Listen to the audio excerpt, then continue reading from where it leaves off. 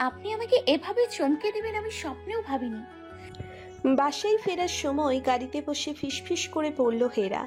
নওশাদও ফিসফিস করে পড়ল, আপনি কি কি স্বপ্নে ভাবেন সেটা আগে শুনি মিসেস নওশাদ। এত সুন্দর স্বপ্ন তো কখনো দেখিনি আগে। তোমার স্বপ্নগুলো শুনবো এক সময় সময় করে। হেরা, আজকের প্রোগ্রাম তোমার কেমন লাগলো? খুব ভালো, এক কথায় চমৎকার। হেরা লজ্জা পেয়ে পড়ল।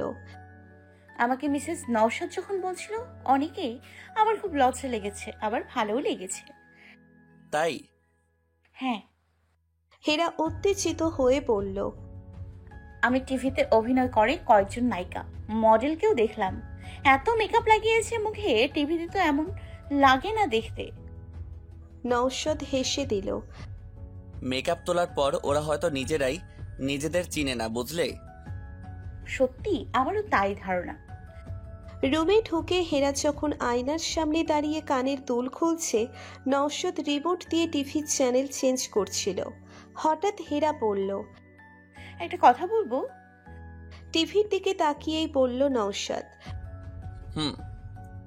আজকের অনুষ্ঠানে আসা অনেক সেলিব্রিটি আর আপনার পরিচিত মেয়েরা অনেকেই আপনার জন্য অনেক পাগল ছিল নাকি? নওশাদ মনোযোগ দিয়ে তাকালো হেরার দিকে। কি বললে? অনেক মেয়ে আপনাকে পছন্দ করতো, আপনার সঙ্গ চায়। কে বললো তোমাকে এই কথা? নওশাদ উঠে কাছে এসে দাঁড়ালো। সুমনা ভাবি। নওশাদ হাসতে হাসতে বলল। আমি তো জানি না এই খবর। ইস, আগে জানলে কত মজা নিতে পারতাম। আপনি জীবনে মজা নিতেন না, আপনি সেরকম মানুষই না। আমি কেমন মানুষ এরা? আপনি এমন একটা মানুষ যে সবকিছু বদলে দিতে পারে, সবকিছুর ওপর যার খুব নিয়ন্ত্রণ, নিজের আবেগ, নিজের অনুভূতি, রাগ, সবকিছু। তুমি এতটা মনোযোগ দিয়ে খেয়াল করেছো আমাকে? আমার সব মনোযোগই তো এখন শুধু আপনি, আর আপনি হেরা। বিড়বিড় করে বুঝলাম না, কি বলছো? বললাম আপনি ছাড়া আর কারোর কথা তো ভাবি না, দেখিও না, তাই বললাম। খুব ভালো, শুনে ভালো লাগছে। আপনার ব্যস্ততা কি আজকের পর কমে গেছে? অনেকটাই। কেন? ভুলে গেলেন ছেলের প্যারেন্টস ডে যেতে হবে এই সপ্তাহে? ও তাই তো। সপ্তাহের শেষে একদিন ভোরে নিশালের ক্যাডেট কলেজ গিয়ে হাজির হলো দুজন। নিশাল ওদের পেয়ে খুব খুশি। বন্ধুদের সবার সঙ্গে তার মামুনির পরিচয় করিয়ে দিল। বন্ধুদের মায়েদের সঙ্গে কথা বলিয়ে দিল। তার প্রিয় সোহাম ভাইয়ের সঙ্গে পরিচয় করিয়ে দিল। হেরার এখন আর লজ্জা লাগে না নিশালের মামুনির পরিচয়ে পরিচিত হতে। সে অনেকটাই সাবলীল এই পরিচয়টাতে। নিশাল ওর মোবাইল দিয়ে হেরাকে ফেসবুকে অ্যাকাউন্ট খুলে দিল। নওশাদের সঙ্গে তার নিজের সঙ্গে অ্যাড করে দিল। তিনজন অনেক ছবি তুলল। চমৎকার একটা দিন কাটল হেরা। নওশাদ ওদের দুজনের ছোটাছুটি দেখল সারাক্ষণ। ফিরে আসার সময় নিশালের জন্য হেরার খুব মন খারাপ হয়ে গেল। চুপ করে আছে গাড়িতে বসে। নওশাদ প্রশ্ন করল। শরীর খারাপ লাগছে? না, নিশালের জন্য মন খারাপ লাগছে। আবার অপেক্ষা করতে হবে ওকে আরেকটা প্যারেন্টস ডের জন্য। ওর অভ্যাস হয়ে গেছে হেরা, সামনে পরীক্ষা, এখন ওর মনোযোগ শুধু পড়াশোনাতে। ও তো খুব স্টুডিয়াস, মন খারাপ করে বসে থাকার সময় কোথায়। আবার খুব খারাপ লাগছে। পরীক্ষা শেষ হলে অনেক দিনের জন্য আসবে, তখন মজা করো তোমরা। তুমি তোমার ভার্সিটি নিয়ে যেও, ওকে? ঠিক আছে। ঢাকা ফিরে পরদিন থেকেই নওশাদ তার ছুটির প্রস্তুতি নিচ্ছিল। যে কয়দিন ছুটিতে থাকবে কোনো কিছুর জন্য যেন অফিস তাকে বিরক্ত না করে, সেই জন্য সে তার কাজ গুছিয়ে নিচ্ছে। 7 দিন ছুটিতে থাকবে হেরাকে নিয়ে। এই 7 দিন শুধু তার আর হেরার। এই ছুটির প্রস্তুতি অবশ্য প্রায় 1 মাস আগে থেকেই নিয়েছে সে। যেখানে যাচ্ছে সেই জায়গাটা মনের মতো করে সাজাতেই সময় লেগেছে অনেক দিন। একদিন সন্ধ্যায় অফিস থেকে ফিরে নওশাদ হেরাকে বলল। জিনিসপত্র গুছিয়ে নাও, আগামীকাল আমরা যাচ্ছি কোথায়? কোনো এক বৃন্দাবনে। হেরা উৎসুক হয়ে জানতে চাইল। এটা কি ঢাকার ভেতরে নাকি বাহিরে? বাহিরে, অনেক দূরে। আমাদের সঙ্গে কি সুমনা ভাবিরা যাব? না, শুধু রাধা আর কৃষ্ণ। রাধাকৃষ্ণকে? কেউ না, তুমি নিজের দরকারি জিনিসপত্র গুছিয়ে নাও। নওশাদ বুঝল হেরার সঙ্গে দুষ্টুমি করে লাভ নেই। ও এসব দুষ্টুমি না বুঝে হাসল মনে মনে। পরদিন দুপুরের আগেই নওশাদ হেরাকে নিয়ে সিলেট কোম্পানিগঞ্জের উদ্দেশ্যে রওনা হয়ে গেল। ওখানে সীমান্তের কাছাকাছি একটা পাহাড়ি জায়গায় তার একটা বিশাল প্রপার্টি আছে। অনেক বছর আগে সে এই জায়গাটা এক লন্ডন প্রবাসী ব্যক্তির কাছ থেকে কিনেছিল। খুব ইচ্ছে ছিল এখানে ছোট একটা বাড়ি করে গীতিকে উপহার দিবে। কাজ যখন চলছিল তখনই গীতি চলে যায়। গীতিকে সেই উপহার দিয়ে সারপ্রাইজ দেওয়ার সুযোগটা তার হয়নি।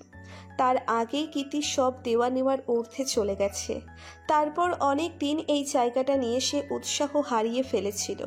কিন্তু সবকিছুর পর সে একজন বিজনেসম্যান। এত সুন্দর জায়গা সে বেশি দিন অবহেলায় ফেলে রাখেনি। এখানে দারুণ একটা রিসোর্ট বানাচ্ছে। ট্যুরিস্ট স্পট হিসেবে এই জায়গার কদর বাড়ছে দেখেই সে জায়গাটা ফেলে রাখতে পারছে না। রিসোর্ট চালু হতে দেরি আছে, কিন্তু তার সেই ছোট্ট ঘর যা অনেক আগেই তৈরি করেছিল সেটা আবার সাজিয়েছে সে।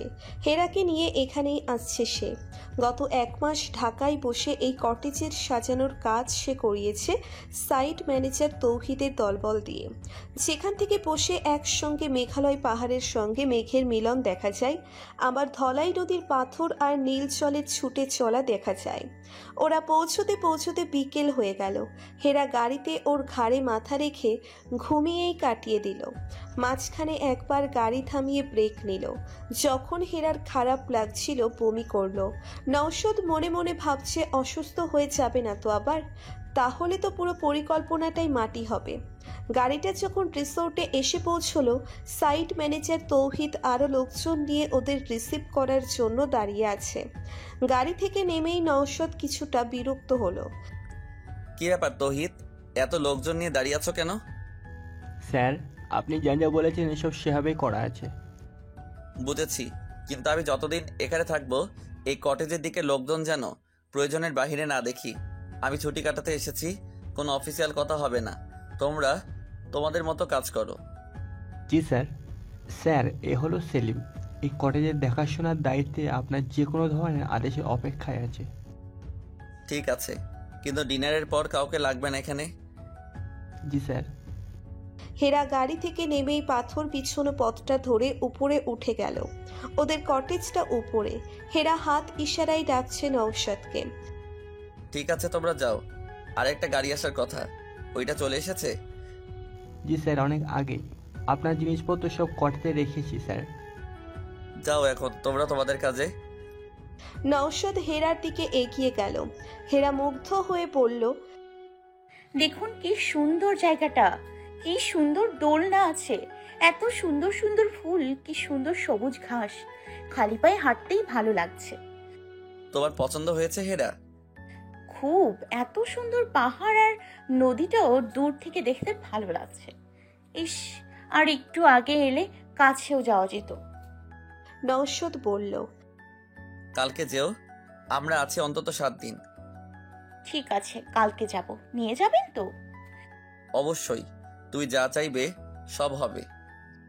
সেলিম একটু দূরে মাথা নিচু করে দাঁড়িয়ে আছে। কিছু বলবে তুমি?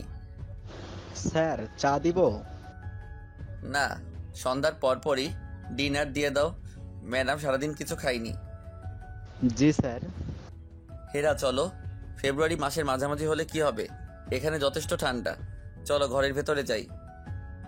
সন্ধ্যা হওয়ার সঙ্গে সঙ্গে ডিনার করে ওরা যখন কটেজের সামনে এসে দাঁড়ালো খোলা জায়গায়, ক্যাম্প ফায়ার চালিয়ে রেখেছে সেলিমকে নিয়ে নওশাদ। পাশে বেতের বড় দুটো সোফার চেয়ার। কটেজটার চারপাশে ছোট ছোট গার্ডেন লাইট দিয়ে আলোকিত করা। বারান্দায় হালকা নীল লাইট জ্বলছে। একটা অদ্ভুত সুন্দর পরিবেশ চারিদিকে। সেলিম লোকটা ডেকোরেশনের সবগুলো লাইট জ্বালিয়ে রেখেছে। ঘরের ভেতরেও একটা আলো ছায়ার খেলা। নওশাদ সাদা একটা পরলো গেঞ্জি আর নেভি ব্লু ট্রাউজার পরে আগুনের পাশে এসে বসলো। হেরা দুজনের জন্য কফির মগ হাতে নিয়ে নওশাদের পাশে গিয়ে দাঁড়ালো। নওশাদ হাত বাড়িয়ে দিল। কফির মগটা এক হাতে নিয়ে অন্য হাতে হেরার হাত ধরলো। এখানে বসো, দেখবে খুব ভালো লাগবে।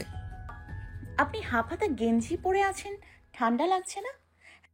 না, এত সুন্দর জায়গায় আপনার একটা বাড়ি আছে, আপনার কি মজা যখন তখন আসতে পারেন এখানে। আপনার না, বলো আমাদের। আমার বাড়ি কি তোমার বাড়ি নয় হেরা? হেরা হাসল। হুম। যখন তখন আসতে পারি না হেরা, বিশ্বাস করবে 6 বছর পর আসলাম। কেন? ইচ্ছে করেনি, পরে বলবো। কেন? তুমি এখানে একটুক্ষণ একা বসতে পারবে না? আমি 2-3টা ফোন করে আসবো ভেতর থেকে। মোবাইল চার্জে দেয়া। এশার নামাজটা পড়ে আব্বার একটা খোঁজ নিয়ে আসি। ঠিক আছে। নওশাদ ঘরের ভেতরে চলে গেল। হেরা আগুনটার পাশে বসে রইল। ওর হঠাৎ মনে পড়ল বাড়িতে এরকম শীতের সন্ধ্যায় আগুন জ্বালিয়ে সব মামাতো ভাই বোনরা চারপাশে বসে আড্ডা দিত, কত হাসাহাসি গল্প করত। এখন সে কোথায় আর ওরা কোথায়? যতই সবকিছু সবাইকে ভুলে থাকার চেষ্টা সে করুক, মনে পড়ে যায় নিজের অতীত। ভালো হোক আর খারাপ, কে কবে ভুলতে পেরেছে? দীর্ঘশ্বাস ফেলল সে। নওশাদ কখন এসে পিছনে দাঁড়িয়েছে সে টেরই পায়নি। এত মনোযোগ দিয়ে কি চিন্তা করছিলে হেরা? নওশাদ ওর কাঁধে হাত রাখলো। সেরকম কিছু না, আগুনটা দেখে বাড়ির কথা মনে পড়ে গেল। কথা হয়েছে বাসায়? আব্বা ভালো আছেন? হ্যাঁ, ভালো আছে। তোমার কথা জিজ্ঞাসা করছে আনারের মায়ের কাছে। আমি বলে এসেছি তো আব্বাকে। মনে থাকে কিছু? আব্বার ভুলে গেছে? আরো লোকজন সঙ্গে থাকলে ভালো লাগতো, তাই না? গল্প করা যেত। না, সব জায়গায় আড্ডা ভালো লাগে না। এখানে তোমার সঙ্গে শুধুই তোমার সঙ্গে সময় কাটাতে এসেছি হেরা। চারপাশটা কত নীরব, কিন্তু শোনো, বাতাসে কি অদ্ভুত শব্দ হচ্ছে, শুনতে কত শান্তি লাগে দেখো। হুম। হেরা, আমরা যে ঘরটাতে থাকবো ওখানে বিছানার উপর একটা বক্স রেখে এসেছি, কষ্ট করে নিয়ে আসবে প্লিজ। নিয়ে আসছি, দাঁড়ান। বলেই হেরা কটেজের ভিতরে ঢুকে গেল। নওশাদ এই জায়গাটা গীতির জন্য কিনেছিল, কিন্তু গীতিকে নিয়ে আসা হলো না। ভাগ্যের কি অদ্ভুত খেলা, আজ হেরাকে নিয়ে এখানে এসেছে সে। এখানের কোথাও গীতির কোনো ছোঁয়া নেই, তবুও মনে হচ্ছে কোনো এক অন্তরাল থেকে দৃষ্টি মেলে দেখছে তাকে গীতি।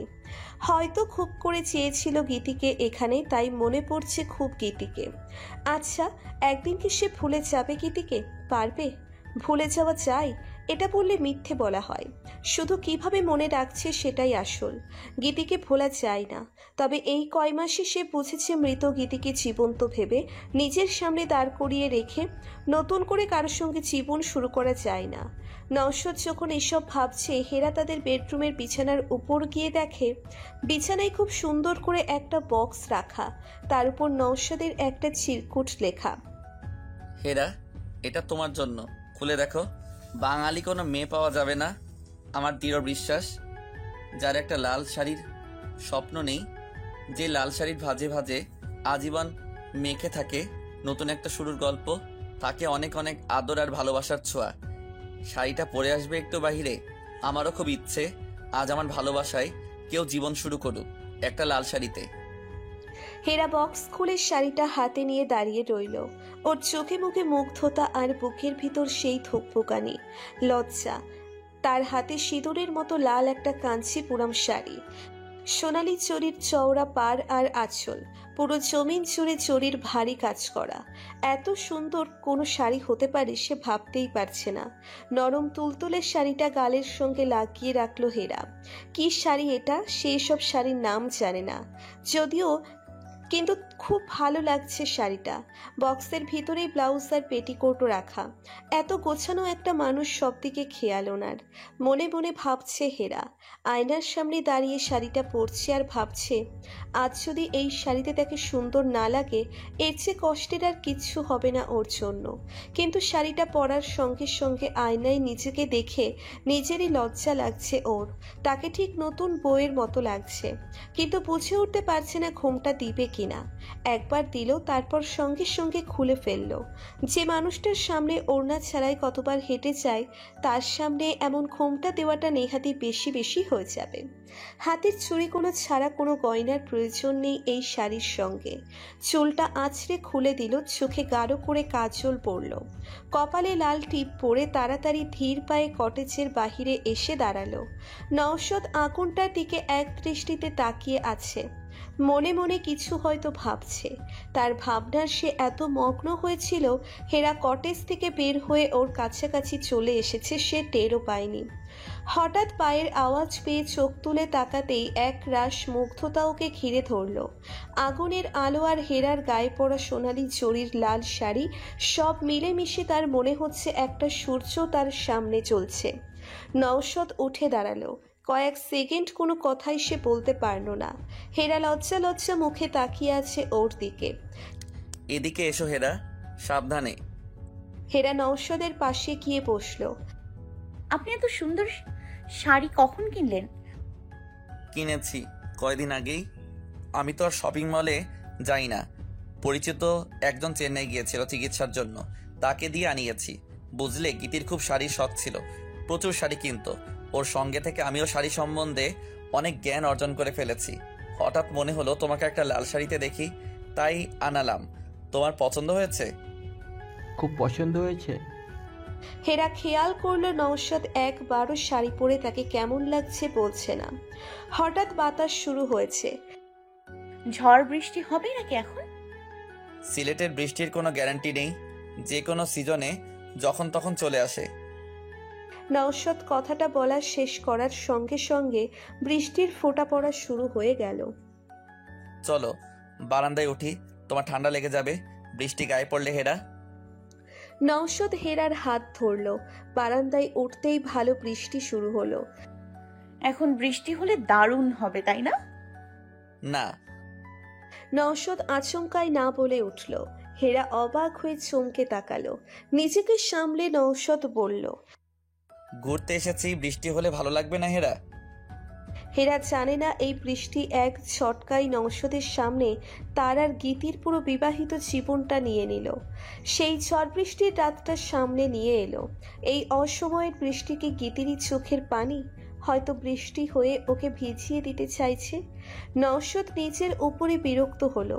কিসব চাতা ভাবছে সে। আকাশে বিদ্যুৎ চমকাচ্ছে খুব, বাতাসের সঙ্গে ঝিরি ঝিরি বৃষ্টি। ফাল্গুন মাসে এভাবে বৃষ্টি হবে নওশাদ অবাক হয়ে দেখছে। ওর সঙ্গে এমন কেন হচ্ছে?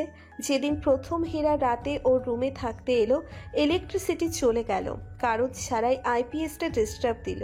অন্ধকার ঘরে সে আর হেরা বসে রইল। তারপর আজ আবার অসময়ের বৃষ্টি। স্মৃতি থেকে পালানো যায় না। সবকিছুর শুধু পুনরাবৃত্তি হয় কেন? হেরা হাত বাড়িয়ে বৃষ্টির পানি ধরছে। হঠাৎ কি মনে করে একটু পানি নওশাদের দিকে ছিটিয়ে দিল। নওশাদ ওর দিকে তাকাতেই খিলখিল করে হেসে উঠল কিশোরীদের মতো। সেই হাসিতে কি ছিল জানে না সে, কিন্তু সঙ্গে সঙ্গে নওশাদের মন থেকে সব পিছু টান, সব দ্বিধা নিমেষেই মিলিয়ে গেল। নওশাদ মুগ্ধ হয়ে তাকিয়ে দেখছে হেরাকে। মনে হচ্ছে লাল রংটা যেন ওর জন্যই বানানো হয়েছে। নওশাদ হেরার হাত ধরে টেনে ঘরে নিয়ে এলো। এসো আমার সঙ্গে। বেডরুমের ক্যাবিনেট থেকে চামড়ার উপর পুঁতি চুমকির কাজ করা একটা বক্স বের করে হেরার হাতে ধরিয়ে দিল। কি এটাতে? খুলে দেখো। হেরা বক্স খুলে অবাক হয়ে গেল। বক্স ভর্তি সোনার গয়না। এত গহনা? এগুলো তোমার অধিকার হেরা, তোমার প্রাপ্য। নিশালের মায়ের যা কিছু নিশালের বউয়ের জন্য রেখে দিলে হতো না? এগুলো শুধু তোমার জন্য কিনেছি। আমি একজনের জিনিস আরেকজনকে দেই না হেরা, তোমার প্রতি আমার ভালোবাসাটুকু তাই। নওশাদ পেছন থেকে হেরাকে জড়িয়ে ধরে হেরার কানের লতিতে কামড় কাটল। ঘাড়ের উপর থেকে চুল সরিয়ে চুমু খেল। লজ্জা ছাড়াও এক অন্য অনুভূতিতে হেরার মন ভরে গেল, যা মন ছাপিয়ে ভালো লাগাটা শরীরে ছুঁয়ে যাচ্ছে। হেরা শিহরিত হচ্ছে নওশাদের ছোঁয়ায়। আজকের ছোঁয়াটা কেন যেন অন্যরকম লাগছে ওর। নওশাদ বলল, বিয়ের সময় গীতিকে কিংবা তোমার কাউকে কিছু দিতে পারিনি। গীতির সময় সামর্থ্য ছিল না, আর তোমার আমার বিয়ের পরিস্থিতিতেও যা ছিল। কিন্তু এখন আমার ইচ্ছে, আমার স্ত্রীর কোনো স্বাদ অধিকার অপূর্ণ রাখবো না। এসো কাছে, গয়না পরিয়ে দেই।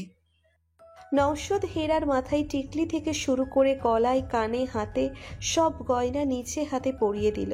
কানের কাছে এসে গেয়ে উঠল, মোর প্রিয়া হবে এসো রানী, দেব খোপা এতারার ফুল, কর্ণে দোলাবো তৃতীয়া তিথির চৈতি চাঁদের দুল। হেরা, আমার কিন্তু এখন নার্ভাস লাগছে খুব। বলেই নৌশদ হেসে দিল। হেরা সেই যে চোখ নামিয়ে রেখেছে, চোখ তুলে তাকাতেই পারছে না। তার মনে হচ্ছে এ যেন নতুন কোনো এক নৌশদ, যে নৌশদ সব পরিস্থিতি ঠান্ডা মাথায় সামলে নেয়, যে মানুষটা নিজেকে নিয়ন্ত্রণ করতে পারার অসীম ক্ষমতা নিয়ে চলে। কিন্তু এই মুহূর্তে তার সামনে ছটফটে এক নৌশদ আজমি। ঘরের দরজাটা যখন লক করে দিল, সত্যিই তাকে নার্ভাস লাগছে দেখে। বউ সাজে তোমাকে অপূর্ব লাগছে হেরা, চোখ ফিরাতে পারছি না। তাকাও একটু মুখটা তুলে। হেরা মুখ উঁচু করল ঠিকই, কিন্তু নওশাদের চোখে চোখ রাখতে পারছে না সে। লজ্জায় মিশে যাচ্ছে। তার সব ইন্দ্রিয় বলছে আজ রাতটা অন্য রাতের মতো হবে না। আজ রাতে হয়তো এমন কিছু হবে যা আগে কখনো হয়নি। চোখ তুলে আমার দিকে তাকাও। ওর মুখটা দুই হাতে উঁচু করে ধরে নওশাদ বলল, এখন সত্যি বুঝতে পারছি কেন প্রথম থেকে তোমার চোখগুলো দেখলে আমার ভেতরে একটা অস্বস্তি হতো। আসলে তোমাকে এভাবে গভীর করে একান্তই আমার করে পাওয়ার জন্যই হয়তো এই চোখগুলো আমাকে সত্যি বেপরোয়া করে দিয়েছিল। নওশাদ হেরার চোখে চুমু খেল। তারপর হেরার ঠোঁটে এক প্রগাঢ় চুম্বনে আচ্ছন্ন হয়ে গেল। হেরার ঠোঁটে ঠোঁট ছুঁয়েছে আগেও, কিন্তু এতটা গভীর করে কখনোই নয়। নওশাদ সঙ্গে সঙ্গে এক ঘুরে আচ্ছন্ন হয়ে যাচ্ছে। মনে হচ্ছে তার ভেতরে অনেক অনেক বছর পর হাজারো ছিছি পোকার সেই পুরনো কোলাহল শুনতে পাচ্ছে সে। অস্ফুট স্বরে নওশাদ বলল, আমি বালুচরের মতো শুকিয়ে খড়খড়ে হয়ে গিয়েছি হেরা। তুই উত্তাল ঢেউয়ের মতো আমার পাড় ভেঙে ভাসিয়ে নিয়ে যাও। হেরা নওশাদকে তীব্র কামনায় আষ্টে পৃষ্ঠে জড়িয়ে ধরল। নওশাদ একেবারে নতুন করে যেন সারা শরীরে অনুভব করল নারী স্পর্শ। হেরার শরীরের মাদকতায় আচ্ছন্ন হয়ে গেল সে। সেই ঘোরের মাঝে সে টের পেল তার জীবনে কি ছিল না। আলো আধারির আজকের রাতে তার আর হেরার মাঝে আর কোনো দূরত্বই রইল না। আর কোনো আড়াল নেই তাদের দুজনের মাঝে। হেরার আচন্ম একটা ভয়ের কালো অধ্যায় হয়েছিল পৌরস। কোথায় যেন পড়েছিল, হয়তো সব মেয়েদের মধ্যে এই ভয়টা থাকে। সে যে নোংরা পৌরুষ থাবার হাত থেকে বেঁচে এসেছে জীবনে, ভীত হওয়াটাই স্বাভাবিক। কিন্তু আজ তার পায়ের পাতা থেকে হাঁটু, নাভি, গলায়, নাকে, কানের লতিতে, কপালে, ঠোঁটে, চিবুকের সেই ছোট্ট তিলে, হেরার বুকে, হেরার সবটুকুতে এক স্নিগ্ধ নরম ধৈর্যশীল যে পৌরুষের পরিচয় করিয়ে দিচ্ছে, নওশাদ তা সে ভাবতেও পারেনি কখনো। সে শিহরিত হচ্ছে, আবেশে আচ্ছন্ন হয়ে যাচ্ছে নওশাদের আশ্লেষে, আলিঙ্গনে। হেরার প্রতিটি রোমকূপে হারিয়ে যাওয়ার সময় নওশাদ জেনে গেল তার জীবনে এখন থেকে রাত আসা মানেই হবে উৎসব, আলোকিত এক উৎসব। দীর্ঘশ্বাস আর হাহাকার ভরা রাতগুলোকে উৎসবের রাতে পরিণত করবে তার কাঠবিড়ালি। বছরের প্রথম বৃষ্টিতে রাতটা ছিঁড়ি ছন্দে এগিয়ে যাচ্ছে। হেরাও লজ্জার খোলস ছেড়ে সাহসী হয়ে উঠছে। ক্লান্তিতে চোখ বুজে থাকা নওশাদের উদুম বুকে জড়িয়ে হাত দিয়ে আজ শুধু ঠোঁটগুলো ছুঁয়েই দিল না, নিজেই চুমু খেল নওশাদের ঠোঁটে। উৎসবের রাতটা হেরাকে বুকে জড়িয়েই ঘুমিয়ে পড়ল নওশাদ। টিপটিপ বৃষ্টি ছন্দের সঙ্গে অদ্ভুত এক অনুভূতি, শিহরণ নিয়ে অনেক রাত পর্যন্ত নওশাদের বুকের উপর জড়িয়ে জেগে রইল হেরা। বারবার সে ঘুমন্ত নওশাদের মুখটা দেখছে আর শিহরিত হচ্ছে। পরদিন হেরা ঘুম ভেঙে দেখে নওশাদ পাশে নেই। কখন উঠে গেছে সে টেরও পায়নি। সব সময় মানুষটা আগে আগে ঘুম থেকে উঠে যাবেই। হেরার মাথার কাছে একটা চিরকুট রাখা।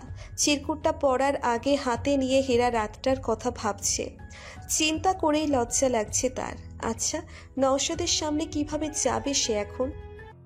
এই ঘরের দেওয়ালে কোনো ঘড়ি দেখতে পাচ্ছে না হেরা। মোবাইলটা কোথায় সেটাও খেয়াল নেই। বুঝতে পারছে না কয়টা বাজে। নওশাদ যথারীতি সকাল সকাল উঠে গেছে। সে কখনো মানুষটার আগে উঠতেই পারে না। পাশ ফিরতেই ওর মাথার কাছে একটা চিরকুট রাখা দেখল। নওশাদ রেখেছে। হাতে চিরকুটটা নিয়ে গত রাতটার কথা চিন্তা করছে হেরা। যা হলো এরপর ওর খুব লজ্জা লাগছে। কিভাবে যাবে সে নওশাদের সামনে? চিরকুটটা পড়া শুরু করলো হেরা। হেরা, তোমাকে কিভাবে ধন্যবাদ দিব বলো তো? পাথর চাপা বিবর্ণ ঘাসের মতো আমার জীবনটাকে আর দীর্ঘশ্বাসে মাখা আমার রাতগুলোকে হঠাৎ উৎসবের রাতে পরিণত করে দিলে তুমি। তার জন্য আমি কৃতজ্ঞ। জানি না তোমার মনে তোমার সবকিছুতে কতটুকু পরিপূর্ণতা আনতে পেরেছি। তুমি শুধু নাদিয়া আর মিলাকে বলে দিও তাদের ভাইয়া বিড়াল সহ আত্মসমর্পণ করেছে। নিরীহ প্রাণীটিকে মারার কি দরকার বলো? হেরা বিড়ালের কাহিনী আজকেও বুঝল না, শুধু এইটুকু বুঝল কালকে রাতের ঘটনার সঙ্গে এর একটা সংশ্লিষ্টতা আছে হয়তো। তার ভালো লাগছে শেষে নৌশদ লিখেছে তোমার নৌশদ, এই দুইটা শব্দ ওর বুকের আবেগে আগুন ঢেলে দিল। চিরকুটটা হাতে নিয়ে সে একটা ভালো লাগাই অস্থির হচ্ছে। টালির ছাদ বলেই সে বুঝতে পারছে না বাহিরে বৃষ্টি হচ্ছে নাকি। জানালায় ভারী পর্দা ঝুলানো আলোও আসছে না। হেরা কম্বলের নিচে শুয়ে আবার চিরকুটটা পড়ছে। হঠাৎ খুট করে দরজায় শব্দ হতেই সে চোখ বন্ধ করে মাথা ঢেকে ফেলল কম্বলের নিচে। নওশদ খুব সাবধানে রুমে এসে ঢুকলো, তারপর বিছানার কাছে এসে দাঁড়ালো। 2-4 সেকেন্ড দাঁড়িয়ে ক্যাবিনেটের কাছে কিছু একটা করলো, আবার এসে দাঁড়ালো হেরার কাছে, তারপর বলল, আমি কি আসবো কম্বলের নিচে? অভিনয় করে লাভ নেই, আমি জানি কাঠবিড়ালি লজ্জায় লুকিয়ে আছে। হেরা কঠিনভাবে নিচের হাসি নিয়ন্ত্রণ করার চেষ্টা করছে কম্বলের তলায় লুকিয়ে। নওশদ কম্বলের একটা অংশ তুলে কম্বলের ভেতরে ঢুকে নিচের মাথা ঢেকে ফেলল। কি ব্যাপার? হেরা কম্বল মাথার উপর থেকে সরালো। কিভাবে বুঝলেন আমি জেগে আছি? যার ক্লাস্ট্রোফোবিয়া আছে সে কখনো কম্বলের নিচে মাথা ডেকে ঘুমাবে না ম্যাডাম। লজ্জা পাচ্ছিলে কেন? জানি না। নওশদ হেরাকে নিচের দিকে টেনে নিল। অবশ্য তোমার লজ্জা মাখা মুখটা দেখতে খুব ভালো লাগে। কখন উঠেছেন আপনি? অনেক সকালে উঠে অনেকক্ষণ তোমার পাশে শুয়েছিলাম, তুমি বেহুশ হয়ে ঘুমাচ্ছিলে। আমি টেরই পাইনি। আপনি অনেক কিছু টের পাননি ম্যাডাম। কি হয়েছে? আমি আপনার ঠোঁটের নিচের তিলে কতগুলো চুমু খেয়েছি টের পাননি? বলেই নওশদ আবার হেরার ঠোঁটের নিচে চুমু খেলো। আপনি নিশ্চয়ই ব্রেকফাস্ট করেননি, আমি ফ্রেশ হয়ে আসি। বলেই হেরা উঠতে নিল। নওশদ জড়িয়ে ধরে আটকে রাখলো। তোমাকে এতগুলো চুমু খেয়ে ব্রেকফাস্ট করলাম সকালে, তুমি তোমার ব্রেকফাস্টটা করে নিতে পারো হেরা। আমি কিন্তু অনেক দুষ্টুমি করবো হেরা। নওশদ ঠোঁট উঁচু করে দিল। তাই বুঝি? হেরা হি হি করে হাসছে। গত 3 মাসের বকেয়া সব উসুল করবো একটা একটা করে। আমি পালাচ্ছি এখন। কোথায় পালাবে কাঠবিড়ালি? পালাতে দিলে তো তোমাকে। নওশাদ হেরাকে 2 হাতে ঝাপটে ধরে বলল, ডিপ গ্রিন আর মেরুন পাড়ের একটা সফট সিল্ক ইক্কত শাড়ি পরে হেরা আয়নার সামনে ভেজা চুলগুলো যখন চিরুনি করছে, নওশদ পেছনে এসে দাঁড়ালো। বাইরে কি বৃষ্টি হচ্ছে? ঐতিহাসিক সিলেটের বৃষ্টি। তাহলে আর কি, টাপুর টুপুর বৃষ্টি, নুপুর জল ছবি গায়ে, তুই যে আমার একলা আকাশ, মেঠো সুরের ছায়, রং বেরঙের বেলোয়ারি, 7 রঙা রং মুখ, তোর মুখেতেই লুকিয়ে আছে জীবনভরের সুখটা, জীবনভরের সুখ। যখন শিমুল পলাশ ঝরবে পথে, দুলবে হাওয়া বুকে, থাকবো দুজন দুজনাতে শপথ নিয়ে সুখে, গাইব তোরই দৃষ্টিবাণী এক সুরেরই গান। অদ্ভুত সুন্দর গান তো। কার গান? আমি যখন গাইছি আমার গান, জানি না কার। তাহলে বৃষ্টির জন্য ওই নদীর কাছে যাওয়া যাবে না। এখন কি করব তাহলে আমরা? থাকবো দুজন দুজনাতে হেরা। নওশদ হেরার কপালে একটা সবুজ রঙের টিপ পরিয়ে দিল। বৃষ্টি থামলে তারপর যাব আমরা। নৌকা ঠিক করা আছে, শুধু বৃষ্টি নামার অপেক্ষা। বারান্দায় এসে হেরা অবাক হয়ে গেল। বারান্দার একটা কর্নারে ইজেলের উপর ক্যানভাস, পাশে রং, ব্রাশ সব রাখা। হেরা চিৎকার দিয়ে উঠল। আপনি ছবি আঁকবেন? দারুণ। এসব কিছু সঙ্গে নিয়ে এসছেন? ভাবলাম তোমাকে সামনে বসিয়ে আঁকার চেষ্টা করি কিছু একটা। প্লিজ শুরু করেন। হেরা খুব এক্সাইটেড। এক কাজ করো, তুমি শুরু করে দাও, আমাকে এখান থেকে যে কোনো একটা রং দিয়ে আঁকিবুকি করে দাও, আমি তারপর হাতে নিব। হেরা লাল রং দিয়ে ক্যানভাসে একটা দাগ দিয়ে দিল। তারপর নওশদ ব্রাশ ঘষার কাজ শুরু করলো। হেরা 2 মিনিট পাশে দাঁড়িয়ে বলে উঠল, ছবি কোথায়? ফুটে উঠেছে না তো কিছুই। বোকা মেয়ে, এত তাড়াতাড়ি হবে নাকি? অনেক সময় লাগবে, আর অনেক দিন আঁকি না। কি হবে আই এম নট শিওর। এখন তো আপনি ফ্রি আছেন, সারাক্ষণ চেষ্টা করতে থাকেন, দেখবেন পারবেন। তাই না? আমি এখানে ছবি আঁকার জন্য এসেছি শুধু, আমার আর কোনো কাজ নেই। এখানে কি কাজ আপনার? আপনি না বললেন অফিসের কোনো কাজ করবেন না? নওশাদ ছাট করে হেরাকে টান দিয়ে বুকের কাছে নিয়ে এলো। দেখাবো কি কাজ আমার? তারপর হেরার নাকে নাক ঘষে দিল। আচ্ছা ঠিক আছে, আপনি শুরু তো করবেন, তারপর ছবি যতটুকুই হয় ঢাকায় নিয়ে বাকিটা করবেন। সুমনা সেদিন রঙগুলো দিল বলেই সঙ্গে নিয়ে এলাম, তা না হলে ভুলেই গিয়েছিলাম ছবি এঁকেছি কোনো এক সময়। হেরা নওশাদের কাছ ঘেঁষে দাঁড়ালো। আপনার এত গুণ আমি যত দেখি মুগ্ধ হয়ে যাই। সেজন্যই নাদিয়া ভাবি আর মিলা ভাবি বলে আপনি অলরাউন্ডার। আমারও মনে হয় আপনার মতো মানুষ খুব কম হয়। সবচেয়ে বড় গুণ হলো আপনি খুব ভালো একজন মানুষ। আমি আপনাকে দেখি আর মুগ্ধতায় বিভোর হয়ে থাকি। জানেন, কালকে যখন আপনি ঘুমিয়ে গেলেন আমি অনেক রাত পর্যন্ত জেগে রইলাম, মুগ্ধ হয়ে আপনাকে দেখেছি শুধু। এরকম একটা মানুষের এত ভালোবাসা পাওয়ারও যোগ্যতা কি আমার আছে? আমার ভাগ্যে এই ভালো মানুষটাকে রেখেছেন আল্লাহ। সেজন্যই কি আমার জীবনের শুরুটা খুব কষ্টে কেটেছে? আল্লাহ পরীক্ষা করেছেন রাতভর, তাই ভেবেছি। সেরকম কিছু না হেরা, আমি চেষ্টা করি আমার প্রিয়জনদের ভালো রাখতে, ভালোবাসতে। তারপর হাসতে হাসতে বলল, আমি খুব বাধ্যগত গৃহপালিত স্বামী বউয়ের কাছে পরাধীন থাকতেই ভালোবাসি, কারণ আমি জানি ঘটনা যাই হোক সরি আমাকেই বলতে হবে, মাঝখান থেকে ক্যাজুয়ালিটি বাড়ে সম্পর্কের ভেতরে। হেরা হেসে দিল। আমাদের মাঝে সেরকম কিছু নিশ্চয়ই হবে না। হবে না হেরা, তুমি তো আমার অবুঝ বালিকা বধূ, যে শুধু মুগ্ধতা নিয়ে আমার দিকে তাকিয়ে থাকে। যতদিন মুগ্ধতা থাকবে তুমি আমাকে শাসন করবে না। তাহলে সারা জীবন শাসন করা হবে না। আপনার প্রতি আমার মুগ্ধতা কমবে না কখনো। ওদের কথার মাঝখানে ঝলমলে রোদ দেখা গেল আকাশে। নওশাদ হেরাকে নিয়ে নৌকায় ওঠার জন্য বের হলো। পুরো দুপুর নৌকোয় করে ওরা ভোলাগঞ্জ ঘুরল। পরিচিত বিজেপির অফিসারের কল্যাণে 0 পয়েন্ট পর্যন্ত ঘুরে এলো। পাহাড় দেখে মুগ্ধ হেরা। পাথরের নদীতে নীল জল দেখে বারবার চাইছিল সেই পানিতে ভিজতে। নওশাদ আটকে রাখলো ওকে। তোমার অ্যাজমার কথা ভুলে যাচ্ছ হেরা? প্লিজ একটু নামি। না, আমার কথা শুনো। ঠিক আছে, পাথরের উপর বসে থাকি, কিন্তু পানিতে নামবে না। কটেজে এসে লাঞ্চ করে দুটো হ্যামক ঝুলানো ছিল গাছের সঙ্গে। দুইটাতে শুয়ে দুজনে দোল খেতে খেতে গল্প করলো হাত ধরাধরি করে। হেরা একটা কথা বলবো? আমি শুনছি, বলুন। থ্যাঙ্কস আমার জীবনে এত আলো নিয়ে আসার জন্য, এত ছন্দ নিয়ে আসার জন্য। হেরা, 10 বছরের একটা ছেলেকে নিয়ে হুট করে এক সন্ধ্যায় একা হয়ে গেলাম। যে মানুষটার উপর নির্ভর করেছিলাম 15 বছর বিবাহিত জীবনে, তার আগে আরও প্রায় 7 বছর, হঠাৎ একদিন সে কোনো কথাবার্তা নেই চলে গেল। আমি ব্যাপারটা বুঝে উঠতেই কয়েক মাস সময় লাগলো। আমি গীতির জন্য যতটা পাগল ও বেঁচে থাকতে ছিলাম তার চেয়েও বেশি পাগল গীতি মারা যাওয়ার পর হয়ে গেলাম। রাতে শোয়ার সময় ভাবতাম গীতি পাশে শুয়ে আছে, কথা বলতাম ওর সঙ্গে। আমি সব সময় গীতিকে আশেপাশে ফিল করতাম, কিন্তু বেশ অনেক দিন আমি গীতিকে সেভাবে ফিল করে পাই না। আমি আমার পাশে তোমার অস্তিত্বটাকে চাওয়া শুরু করলাম। শারীরিক ব্যাপারটা যে ছিল না অস্বীকার করব না, তার চেয়েও বেশি মানসিকভাবে আমি তোমার প্রতি অনুভব করা শুরু করলাম, তোমাকে ভালোবাসা শুরু করলাম। কথা বলতে বলতে ওরা দুজন নিচের ঘরে এসে ঢুকলো। তোমার কাছে থাকতে, তোমাকে দেখতে, তোমার সঙ্গটা উপভোগ করতে ভালো লাগা শুরু হলো হেরা। হেরা, এই জায়গাটা আমি গীতির জন্য কিনেছিলাম, ভেবেছিলাম ওকে দিয়ে চমকে দিব, কিন্তু কিছু করার আগেই গীতি চলে যায়। তোমাকে নিয়ে আমি এখানে আসার প্রধান কারণ, এখানে গীতি কখনো আসেনি।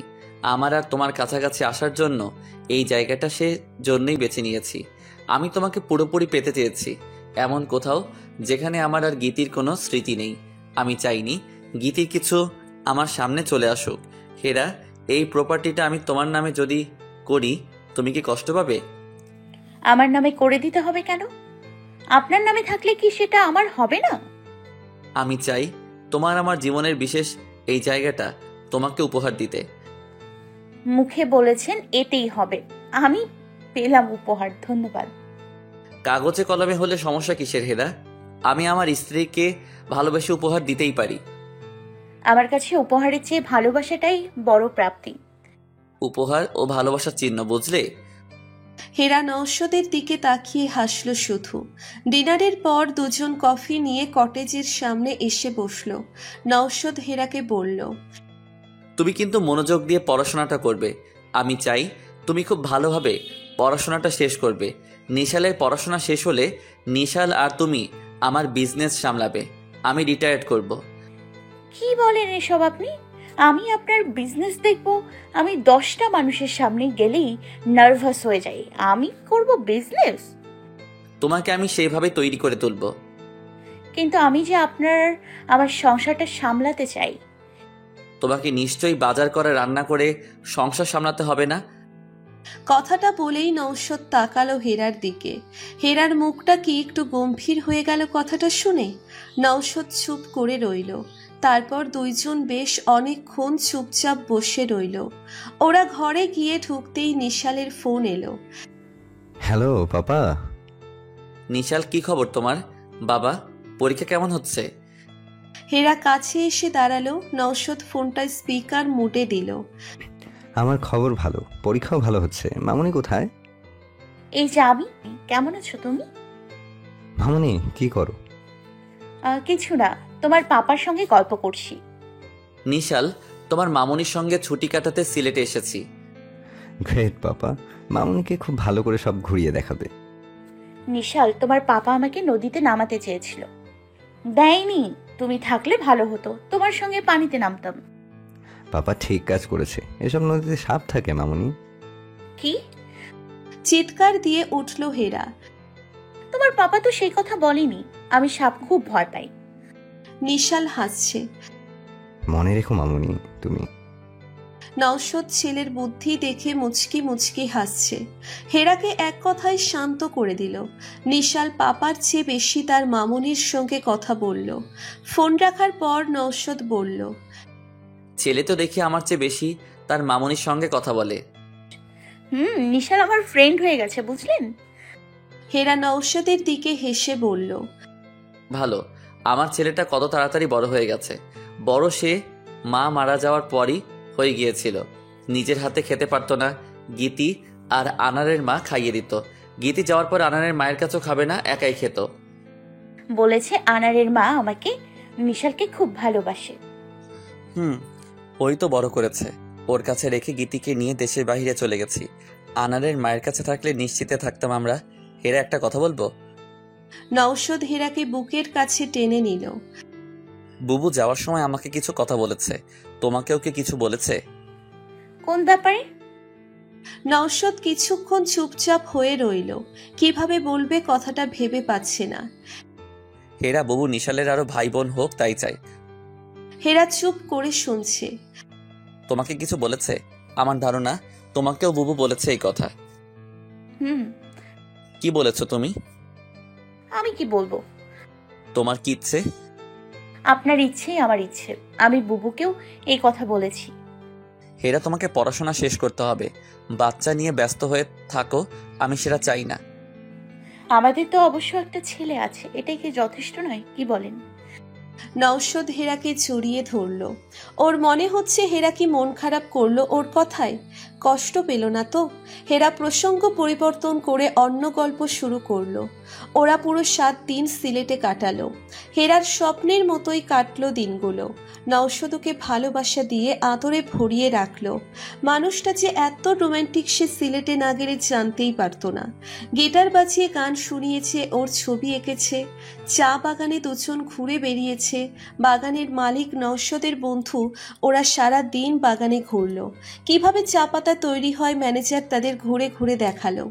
হেরা খুব উৎসাহ নিয়ে দেখলো। চা বাগানে বেড়ানোর সময় ওর কুষ্টিয়া ইউনিভার্সিটির এক ক্লাসমেটের সঙ্গে দেখা হয়ে গেল।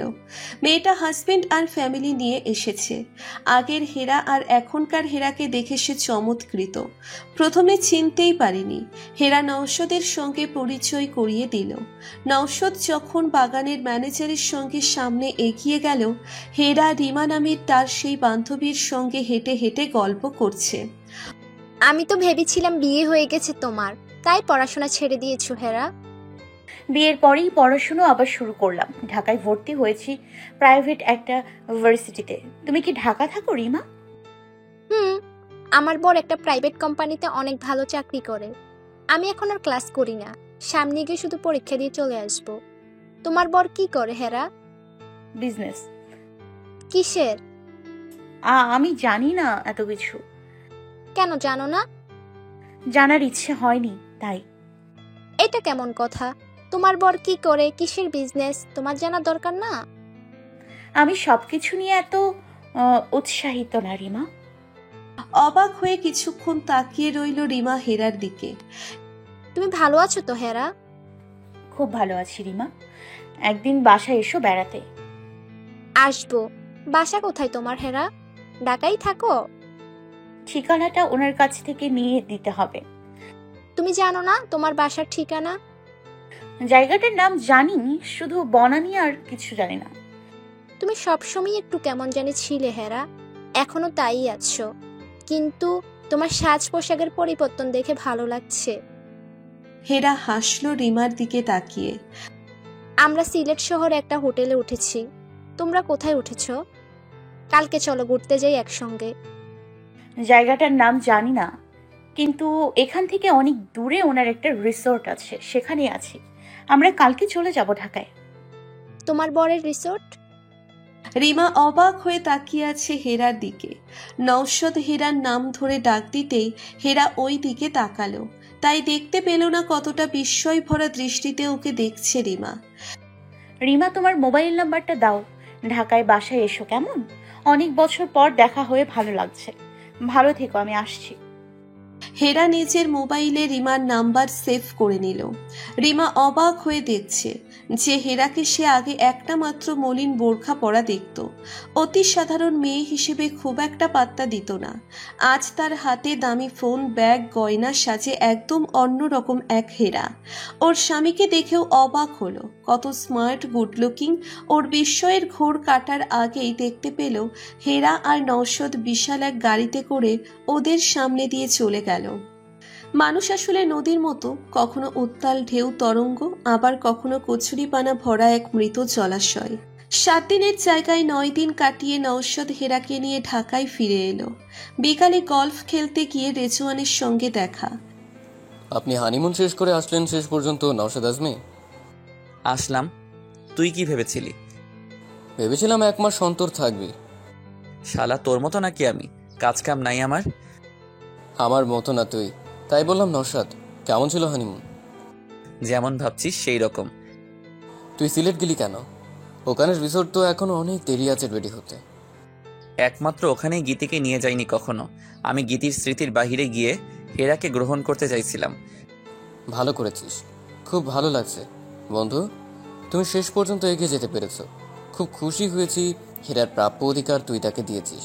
তোর ভালোবাসার দরকার ওর, তা না হলে কিরকম অনাকাঙ্ক্ষিত ঘটনা ঘটে দেখলি তো। রেজওয়ান বিতি হেরাকে সহ্য করতে পারছে না। ওর ধারণা আমি ওর জীবনটা নষ্ট করেছি। মানে? ওনাকে আমার সঙ্গে তুলনা দিত ফয়সালকে। সেই থেকে তার আর ফয়সালের সংসারের অশান্তি শুধু। তারপর তো ডিভোর্স হলো। তুই শিখিয়ে দিয়েছিলি তোর সঙ্গে তুলনা দিতে? পাগল নাকি? সেটাই তো, আমার খুব অশান্তি লাগছে এটা শোনার পর থেকে। আর সবচেয়ে বড় কথা, ও হাসিবের সঙ্গেও এরকম করছে। তোকে বিয়ে করতে চেয়েছিল কিন্তু তুই না করেছিস। ও তো নিজেই রাজি হলো হাসিবকে বিয়ে করতে। সেটাই, ও কেন বুঝতে পারে না? আমি আপোষ করতে পারতাম ওকে বিয়ে করে, কিন্তু গীতির বোনকে কিভাবে স্ত্রীর জায়গা দেই, যাদের ছোট থেকে দেখে আসছি ছোট বোনের মতো। এত অবুঝ বিথি। আমার ওকে নিয়ে ভয় হয়, হেরার না কোনো ক্ষতি করে আবার। চিন্তা করিস না, এরা অনেক বুদ্ধিমতী মেয়ে, ও ঠিকই সামলে নেবে সবকিছু। এরা প্যাচ বোঝে না রে। এটা ভালো বয়স তো, কম সংসার করতে করতে সব বুঝে যাবে। দেখা যাক। নওশাদ খুব ভরসা পায় না বিথির উপর। সব সময় একটা বিষয় কাটা হয়ে থাকে ওর। হেরা এতটা সহজ সরল, ভালো করে দুটো কথা বলতেই ওকে ভুলিয়ে ফেলা যায়। ইদানিং খুব এক্সাইটেড হয়ে আছে। সামনে ওর ক্লাস শুরু হবে, ছেলেদের সঙ্গে পড়তে যাবে, সেজন্য আবার খুব নার্ভাস। প্রথম দিন নওশাদকে সঙ্গে যাওয়ার জন্য আবদার করেছে। নিশালও আবার ফোনে বারবার বলছে, বাবা তুমি মামুনিকে দিয়ে আসবে। নওশাদ হাসতে হাসতে বলছে, তোর মামুনি প্লে গ্রুপের বেবি, বাবা যে হাত ধরে ক্লাসে ঢুকিয়ে দিয়ে আসতে হবে। একথা শুনে হেরা গাল ফুলিয়ে রেখেছে নওশাদের উপর। নওশাদের খুব মজাই লাগছে ওর অভিমান দেখে। কত বছর পর কেউ একজন তার উপর অভিমান করে আছে। এখন কিভাবে এই অভিমান ভাঙাবে তাই ভাবছে সে, কিন্তু খুব উপভোগ করছে বলেই অভিমানটা জিইয়ে রাখছে সে।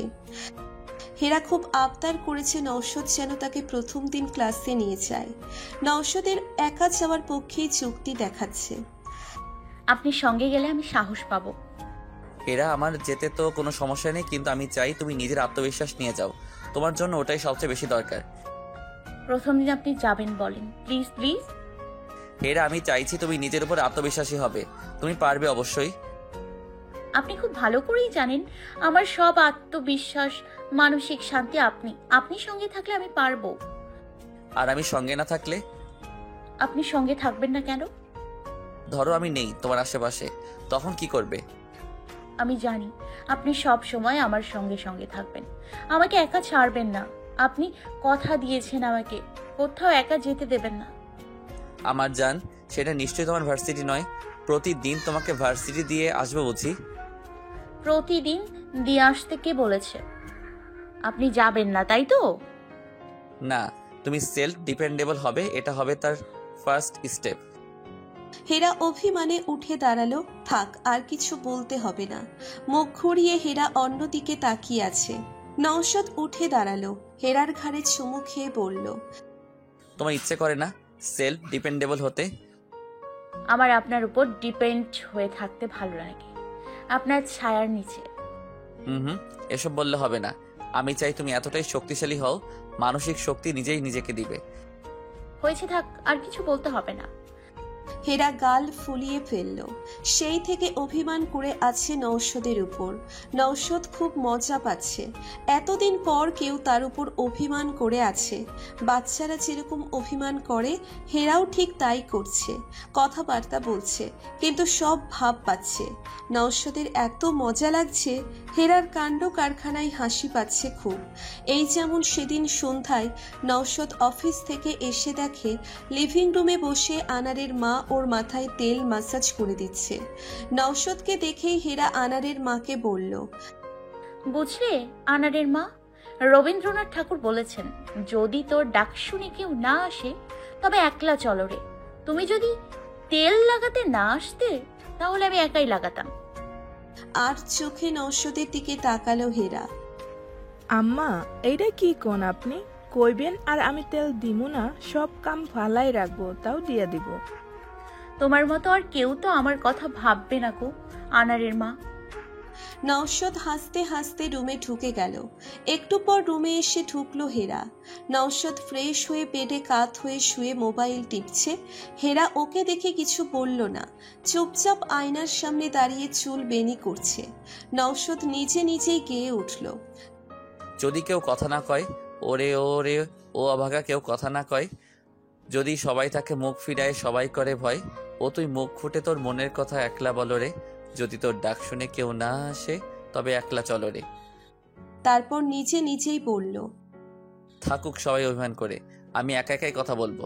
কি আর করা, অফিস থেকে আসলাম না, দেখতে পেলাম একটা হাসি মুখ, না পেলাম এক কাপ চা। হেরা আয়নার সামনে দাঁড়িয়ে দেখছে নওশাদকে। কাছে এসে বেড সাইড ড্রয়ার খুলে মোবাইল চার্জার বের করলো। নওশাদ হাত ধরে টান দিয়ে বেডে বসালো। এত অভিমান? আমি কোনো অভিমান করিনি, আর করলে কি লাভ? আমার অভিমানের কি দাম আছে? ও মা, এত বড় কথা? নয়তো কি? ঠিক আছে, আমি হার মানলাম, নিয়ে যাব তোমাকে প্রথম দিন ক্লাসে। বলো তো এখন মুড ঠিক করো। বললে হবে না, হাসো। নওশাদ বালিশের পাশ থেকে একগুচ্ছা বেলি ফুলের মালা বের করলো। এটা পরিয়ে দেই। কি সুন্দর মিষ্টি ঘ্রাণ। আমার খুব পছন্দ বেলি ফুল। কোথায় পেলেন? আসার পথে সিগন্যালে একটা বাচ্চা বিক্রি করছিল, ভাবলাম বউ অভিমান করে বসে আছে, নিয়ে যাই, যদি মনের বরফ গলে। আপনি যেহেতু বলেছেন আমার সঙ্গে ভার্সিটিতে যাবেন, তাহলে মন খারাপ কেন থাকবে আর? বুঝলাম। দুটো দিন খুব পানিশমেন্ট দিলে হেরা, সুন্দর করে কথা বলনি, কাছে আসনি, রাতে অন্য পাশ ফিরে ঘুমিয়ে গেলে। আমি বাবা এসব খুব ভয় পাই, তাই ভাবলাম থাক, শুধু শুধু বউয়ের অভিমান বাড়িয়ে লাভ নেই। যার হাসি মুখটা দেখতে এত ভালো লাগে, তার অভিমানে গাল ফোলানো মুখটা দেখতে কি ভালো লাগে বলো? হেরা ওর নার্ভাসনেসের কথা এলিন নাহিনের কাছে বলল। এত নার্ভাস হওয়ার কি আছে বৌমনি? এলিন, আমার তো 3টা বছর পড়াশোনার গ্যাপ গিয়েছে। যাদের সঙ্গে পড়বো ওরা বয়সে ছোট, এটার জন্য অস্বস্তি লাগছে। আবার এতগুলো ছেলে থাকবে, কিছু কারণে আমি ছেলেদের এড়িয়ে চলি। শোনো বৌমনি, তোমাকে একটা বুদ্ধি দিই। নিজকে স্ট্রং ভাবো, তাহলে দেখবে তুমি নার্ভাসনেস কাটিয়ে উঠেছো। তুমি যে সুন্দরী, ক্লাসমেট থেকে শুরু করে সিনিয়র সব ছেলে তোমার সঙ্গে ভাব জমাতে চাইবে, এড়িয়ে যাবে কিভাবে ছেলেদের। আর একটা কথা, তোমরা সেদিন আমাকে বৌমনি বলনি, এটা কেমন কথা? জনে জনে জানানোর কি আছে, তুমিই আমাদের বৌমনি। নাহিল, আমার নার্ভাস লাগছে এই কারণেও। আমি ছেলেদের সঙ্গে কমফোর্ট হতে পারি না। জানি বৌমনি, তুমি তো শোয়েব মামার সঙ্গেও কথা বলো না। হেরা একটু চুপ করে গেল। আসলে ওনার সঙ্গে খুব একটা দেখা হয় না, তাছাড়া কি কথা বলবো সেটাও একটা ফ্যাক্ট। এলিন নাহিনের সঙ্গে কথা বলে হেরা শ্বশুরের রুমে ঢুকলো। আজকে ওনাকে নিজের বাসায় নিয়ে যাবে মেজো ছেলে। নওশাদ প্রতিবার নেয়ার কথা বললেই বাধা দেয়, কিন্তু আরমান কিংবা ফারহান বুবুকে বলে, তাই নওশাদকে বুবুর কথা মেনে আব্বাকে ভাইদের বাসায় পাঠাতে হয়। আব্বা কি করেন?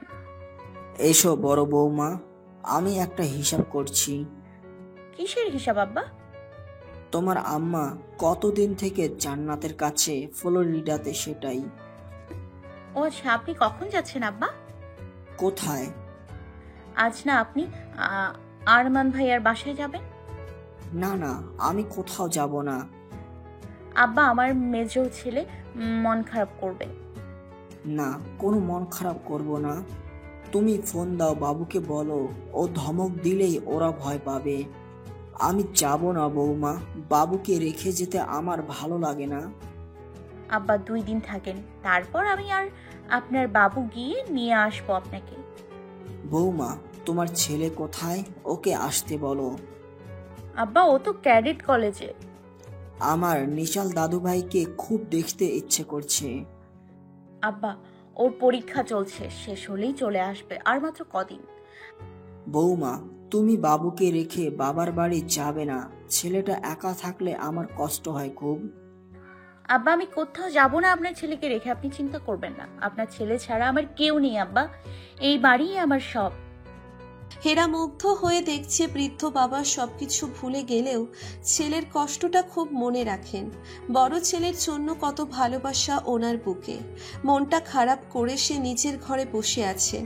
তার খারাপ লাগছে নওশাদ মানুষটা তাকে কতটা মানসিক শক্তি দেয়, নিরাপত্তা দেয়, কিন্তু কতটা একা ছিল মানুষটা। হেরা আসার পর এখন নিশ্চয়ই তিনি আর একা নন, নাকি এখনো বুকের ভেতরে একাকিত্ব নিয়ে ঘোরেন জানেন না হেরা। সন্ধ্যায় নওশাদ বাসায় ফিরে দেখে হেরার মন খারাপ। কি হয়েছে তোমার? কিছু না, খারাপ লাগছে। কেন? হেরা নওশাদের পাশে বসেছিল, ওর হাতটা জড়িয়ে ধরল। একটা কথা বলবেন আমাকে? কি কথা? আপনি এত বছর একা ছিলেন, আচ্ছা আপনার একাকিত্বটা দূর হয়েছে এখন? নওশাদ হেরার দিকে তাকালো। হঠাৎ এই প্রশ্ন করছো কেন? কথাটা মনে হতেই খারাপ লাগছিল। নওশাদ হেরাকে বুকের কাছে টেনে নিল। আমি তোমাকে বলেছি আমি ভালো আছি হেরা। তুমি যখন আছো আমার সঙ্গে, একা ফিল করার তো কোনো প্রশ্নই আসে না। আর সত্যি? সত্যি। হঠাৎ এই কথা কেন আসলো মনে? আব্বা বলছিল আমি যেন আপনাকে রেখে কোথাও না যাই, আপনি একা হয়ে যাবেন। আব্বা আপনাকে খুব ভালোবাসেন। গীতি যাওয়ার পর আব্বা আমাকে দেখে অসুস্থ হয়ে গেল বেশি। তখন আব্বার অ্যালজাইমারটা ছিল না, খুব কান্নাকাটি করতো নিশাল আর আমার জন্য। কয়েকবার অসুস্থ হয়ে হসপিটালে ভর্তি করাতে হয়েছে।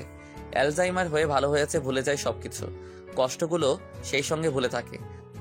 তাহলে তো সব মানুষের এই রোগ কম বেশি থাকা ভালো, সব কষ্ট ভুলে থাকা যাবে। তোমার কিসের কষ্ট হেরা? আমি আছি তোমার কাছে, তারপরেও কষ্ট? না, আমার কোনো কষ্ট নেই। না, মনে হচ্ছে আছে কষ্ট। দেখি কোথায় কষ্ট, বুকের ভেতরে কষ্ট হেরা? দেখি দেখি। না না না, কষ্ট নেই বললাম তো। নওশাদ হেরার সঙ্গে দুষ্টুমিতে মেতে উঠল। হেরা কিছুক্ষণ হুড়োহুড়ি করে দৌড়ে পালালো। পেছন থেকে নওশাদ বলে উঠল, রেডি হও, চলো তোমাকে নিয়ে এলোমেলো ড্রাইভে যাব। খুব সুন্দর চাঁদ উঠেছে বাহিরে। আজ প্রথম ভার্সিটিতে যাবে হেরা।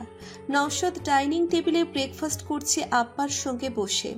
হেরা সেই তখন থেকে রেডি হচ্ছে। আনারের মা, তোমার আম্মাকে ডাকো, দেরি হয়ে যাবে। যাইতেছি স্যার। বলে আনারের মা দৌড়ে উপরে উঠে গেল। মামা, আমাদের আজ গাজীপুর যাওয়ার কথা। মনে আছে শোয়েব? হেরাকে ভার্সিটিতে নামিয়ে দিয়ে চলে যাব।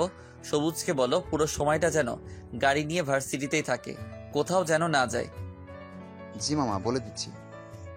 বলে শোয়েব খাওয়া শেষ করে উঠে গেল। বাবু, নওশাদ আব্বার দিকে তাকালো। বলো আব্বা।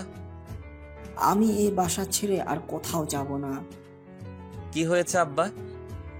ওদের বাসায় আমার ভালো লাগে না, নিজের ঘরে থাকতেই ভালো লাগে। ঠিক আছে, আর যেতে দিব না তোমাকে। আমাকে একবার জান্নাতের বাসায় নিয়ে যাবি? প্লেনে এত লম্বা জার্নি করতে পারবে তুমি আব্বা? পারবো। আচ্ছা, নিয়ে যাব তোমাকে। আমার বাবুই সবচেয়ে ভালো, কোনো কিছুতেই না করে না। আরমান আর ফারহান শুধু না করে, আব্বা এটা করো না, এটা খাওয়া যাবে না। সেদিন আইসক্রিম খাচ্ছি, আরমান না করলো। 2 বাটি আইসক্রিম খেলে কি হয়? আব্বা, গত বছর নিউমোনিয়া হয়ে হসপিটালে ভর্তি ছিলে, ভুলে গেলে তুমি? তোমার কি কষ্ট হলো তখন? বড় বৌমাকে বললাম, কথাটা শুনে সঙ্গে সঙ্গে আইসক্রিম কিনে এনে মুখে তুলে খাইয়ে দিল আমাকে। তোমার বড় বৌমা তো জানে না কি অবস্থা হয়েছিল তোমার। 2 বাটি আইসক্রিম খেলে কিছু হয় না বাবু। তুই যখন বুড়ো হয়ে যাবে, নিশাল দাদু ভাই আইসক্রিম খেতে না করলে দেখবি কত কষ্ট লাগে। নওশাদ আব্বার কথা শুনে হো হো করে হাসছে। হেরা রেডি হয়ে উঠতে উঠতে নিচে নেমে এলো। তাড়াতাড়ি করো হেরা, তোমাকে নামিয়ে দিয়ে আমাকে ফ্যাক্টরিতে যেতে হবে। আমি রেডি, চলেন। না খেয়ে যাবে? খেতে ইচ্ছে করছে না। কিছু একটা খেয়ে নাও। হেরা নওশাদের কাপ থেকে চা নিয়ে চুমুক দিল। হয়েছে। এটা কি কথা? ঠিকভাবে ব্রেকফাস্ট করো। দেরি হয়ে যাবে, আমার নার্ভাস লাগছে। কালকে থেকে খেতে পারবো না। নিশাল কালকে ফোন দিয়েছিল আমাকে, উইশ করেছে। সাজগোজ করতে এত সময় লাগালে তুমি? হেরা শ্বশুরের কাছে গিয়ে পায়ে হাত দিয়ে সালাম করলো। কোথায় যাচ্ছ? বাবার বাড়ি যাচ্ছ না তো? আব্বা, হেরা ভার্সিটিতে ভর্তি হয়েছে, আজকে প্রথম দিন, তাই তোমাকে সালাম করছে। ও আচ্ছা, অনেক দোয়া করি। আসি আব্বা। যাও বৌমা, সাবধানে থেকো। হেরা নওশাদের হাত ধরে টানলো। এদিকে আসুন তো একটু। চলো বের হই। আগে আসুন আমার সঙ্গে। হেরা নওশাদকে ড্রয়িং রুমের দিকে নিয়ে গেল। তারপর নওশাদের পায়ে হাত দিয়ে সালাম করলো। নওশাদ অবাক হয়ে গেল। আমাকে কেন? আপনার দোয়াটা সবচেয়ে বেশি ইফেক্টিভ আমার জন্য। নওশাদ হেরার কপালে চুমু খেলো। কনফিডেন্ট নিয়ে চলাফেরা করবে সব সময়। যে কোনো সমস্যায় পড়লে প্রথমেই আমাকে ফোন দিবে। আমি কিন্তু টেনশনে থাকি। ড্রাইভার থাকবে সারাক্ষণ পার্কিংয়ে, ওর নাম্বারটা সেভ করে রেখো। ঠিক আছে। হেরা জড়িয়ে ধরল নওশাদকে। আমার এত ভয় লাগছে কেন? তুমি বোকা মেয়ে, তাই তোমার ভয় লাগছে। ভয়ের কিছু নেই হেরা, সবাই তোমার ক্লাসমেট, ওদের বন্ধু ভাববে, দেখবে সব সহজ হয়ে গেছে। এখন চলো। শোয়েব ড্রয়িং রুমের দিকে ঢুকতেই মামা মামিকে দেখে লজ্জা পেয়ে গেল। আস্তে করে সরে গেল সে। গাড়িতে বসে হেরা নওশাদের হাত ধরে রাখলো। জানেন, কুষ্টিয়াতে যখন ভর্তি হয়েছিলাম তখন নানা ভাই আমাকে সঙ্গে করে নিয়ে গেছিল প্রথম দিন। সেদিনও আমার খুব ভয় লাগছিল। নানা ভাইয়ের হাত ধরেছিলাম। নানা ভাই আমার মতো আমাকে সাহস দিচ্ছিল। তোমাকে একটা কথা বলবো হেরা, আমি যেদিন ক্যাডেট কলেজের ভর্তি পরীক্ষা দিতে গিয়েছিলাম, তোমার নানা ভাই আমাকে সঙ্গে নিয়ে গিয়েছিল। আমিও স্যারের হাত ধরেছিলাম এরকম। স্যার বারবার বলছিলেন, ভয়ের কিছু নেই রে বেটা। হেরা, মানুষের জীবনটা একটা বৃত্তের মতো। বৃত্তের যেমন শেষ নেই, শুধুই চক্রের মতো ঘুরে, জীবনটাও সেরকম ঘুরছে। আমাদের সেই চক্রের ভেতরেই ভালো থাকতে হবে। কখনো খারাপ সময়ের সঙ্গে লড়াই করতে হবে, কিন্তু আশাহত হওয়া যাবে না। মনে রাখবে, যেখানে সমস্যার শুরু, সমাধান তার আশেপাশেই আছে। ভয় পাবে না। মানুষকে পরিস্থিতি কাবু করতে পারে না, মানুষকে হারিয়ে দেয় তার ভেতরের ভয়। হেরার চোখ দিয়ে পানি পড়ছে। নওশাদের কথাগুলো তাকে সাহস দিচ্ছে, তারপরও সে নার্ভাসনেসটা কাটাতে পারছে না। নওশাদের হাত ধরে 4 মাস আগে যে পরিবর্তন এসেছে তার জীবনে, আজকে সেই জীবনের আরেক পরিবর্তনের পথে এগিয়ে যাচ্ছে আবারও। নওশাদ তার জীবনটাকে আলোয় যেভাবে ভরে দিচ্ছে, সে সেই আলোয় আলোকিত হয়ে যাচ্ছে। নওশাদের প্রতি ভালোবাসায়, কৃতজ্ঞতায় সে বারবার নুইয়ে যায়। চোখের পানি কেন হেরা? এমনি। নওশাদ টিস্যু এগিয়ে দিল। গাড়ি থেকে নামতেই এলিন নাহিন এগিয়ে এলো হেরার কাছে। ওদের সকালে ক্লাস ছিল, তাই আগেই চলে এসেছিল। নওশাদ হেরার মাথায় হাত রাখলো। আমাকে কি আরো যেতে হবে? তোমার সঙ্গী সাথী তো চলে এসেছে। থাকার লাগবে না। নার্ভাস লাগছে এখনো হেরা? একটু। নওশাদ হেরার মাথায় হাত রাখলো। অনেক দোয়া আর শুভকামনা রইল তোমার জন্য। যাও, ভেতরে গেলেই দেখবে সব নার্ভাসনেস গায়েব হয়ে যাবে। আজ তোমাদের জন্য কত আয়োজন থাকবে, ভালো লাগবে তোমার। হেরা তাকিয়ে আছে নওশাদের দিকে। যে মুখটা দেখলে সে ভেতর থেকে সাহস পায়, অন্যরকম একটা শক্তি পায়। চল বৌমনি। এলিন এসে হেরার হাত ধরল। হেরা নওশাদের দিকে আবার তাকালো। নওশাদ সানগ্লাসটা খুলে হেরার চোখের দিকে তাকিয়ে পলক ফেলল। হেরা এতেই অনেক ভরসা পেল, যা তার এগিয়ে যাওয়াতে অনেক শক্তি জুগিয়ে দিল। নওশাদ তাকিয়ে দেখছে হেরা এগিয়ে যাচ্ছে, একটু পরপর পেছন ফিরে দেখছে ওকে। নওশাদ হাত তুলে নাড়ল 2 বার। নওশাদ মুগ্ধ হয়ে দেখছে হেরাকে, ভীরু ভীরু পায়ে এগিয়ে যাচ্ছে সে। হেরা বিবহিত হয়ে নতুন এক জগৎ দেখছে। কত রং বেরঙের কাপড় পরে কত শত তরুণ মুখ, তাদের এক একজনের মুখে এক এক অভিব্যক্তি। দল বেঁধে কেউ ঘুরে বেড়াচ্ছে, কোথাও 2-3 জন মিলে বসে আড্ডা দিচ্ছে, কোথাও আবার জুটি বসে নিজেদের মধ্যে গল্পে মগ্ন। যাদের ক্লাস আছে তারা ক্লাসে ব্যস্ত। আজ হেরাদের জন্য ছিল রিফ্রেশ পার্টি। গান বাজছে, পুরো ক্যাম্পাসটা মনে হচ্ছে আনন্দে ভরা। হেরার খুব ভালো লাগছে সব কিছু দেখে। হেরার 2 জন মেয়ের সঙ্গে পরিচয় হয়েছে। ওদের বাসা ঢাকার বাহিরে, এখানে বাসা ভাড়া করে আরো মেয়েদের সঙ্গে থাকবে। হেরার বেশি ভালো লাগছে এলিনের বান্ধবীদের, ওরা খুব হাসি খুশি আর দাপুটে। ছেলেদের বকা দিচ্ছে, ধমক দিচ্ছে। হেরা মুগ্ধ হয়ে দেখেছে ওদের। মোবাইলে রিং হতেই তাকিয়ে দেখে নওশাদের ফোন। হ্যালো। কি করছো? এলিনের সঙ্গে ক্যাফেতে বসে আছি। কেমন লাগছে ভার্সিটি? ভালো। ভয় কমেছে আমার কাঠবিড়ালির? খেয়েছো কিছু? কফি খেয়েছি। বাসায় গিয়ে আমাকে ফোন দিও। ঠিক আছে। রাখলাম, সাবধানে থেকো। হেরা ফোন রেখে আবার এলিনের পাশে এসে বসলো। বৌমনি, আমরা আজ আর ক্লাস নেই, চলো একটু শপিং করব। তুমি যাও, আমি বাসায় ফিরবো। আরে চলো তো, ভালো লাগবে তোমার। তোমার ভাইকে বলি নাই, এভাবে যাওয়া ঠিক হবে না। ইস, তুমি এত ভেবো না তো, খুব মজা হবে। দেখো, বেশিক্ষণ লাগবে না, একটা সাদা ওড়না কিনবো, পছন্দ করাই আছে, যাবো আর আসবো। ঠিক আছে চলো, কিন্তু বেশি সময় লাগাতে পারবে না কিন্তু। হেরা নওশাদকে SMS পাঠিয়ে এলিন, নাহিন আর ওদের ফ্রেন্ডদের সঙ্গে শপিংয়ে চলে গেল। আজকে হেরার অনুরোধে ওকে 2 বোন বৌমনি ডাকলো সবার সামনে, এবং হেরার আসল পরিচয়ে পরিচিত করলো। এলিন গিয়ে তো ছিল একটা সাদা ওড়না কিনতে, প্রায় 2 ঘন্টাও আর ওর ফ্রেন্ডরা ঘোরাঘুরি করলো, এই দোকান সেই দোকান। তারপর হাবি চাবি একগাদা জিনিস কিনলো। কেউ বয়ফ্রেন্ডের জন্য গিফট কিনলো, কেউ ছোট বোনের জন্মদিনের গিফট। তবে ওদের সঙ্গে ঘুরতে ঘুরতে হেরা এই প্রথম নওশাদের জন্য একটা শার্ট পছন্দ করে কিনে ফেললো। নাহিন ওকে খুব সাহায্য করলো, সেই নিয়ে গেল ভালো ব্র্যান্ডের শার্ট কিনতে। হেরা এই প্রথম নওশাদকে কিছু একটা উপহার দিবে, ও খুব এক্সাইটেড। অনেক চিন্তা ভাবনা করে একটা শার্ট সে কিনেছে। ওর বারবার মনে হচ্ছে ওনার পছন্দের কাছে পৌঁছবে তো শার্টটা। বাসায় ফিরতে ওদের দুপুর পার হয়ে গেল। একদিনেই হেরা অনেক ক্লান্ত, এসেই বিছানায় এলিয়ে পড়ল। নওশাদ বাসায় ফিরে ওকে ঘুম থেকে ডেকে তুলল যখন, তখন রাত প্রায় 8টা। কি ব্যাপার, ড্রেস চেঞ্জ না করে ঘুমাচ্ছ যে? খুব ক্লান্ত লাগছে। প্রথম দিন ভার্সিটিতে গিয়েই নাকি শপিং করে? শপিং মলে হেঁটে হেঁটে। ওরা কেনাকাটার চেয়ে বেশি ঘোরে, আমি ওদের সঙ্গে ঘুরতে ঘুরতে ক্লান্ত হয়ে গেছি।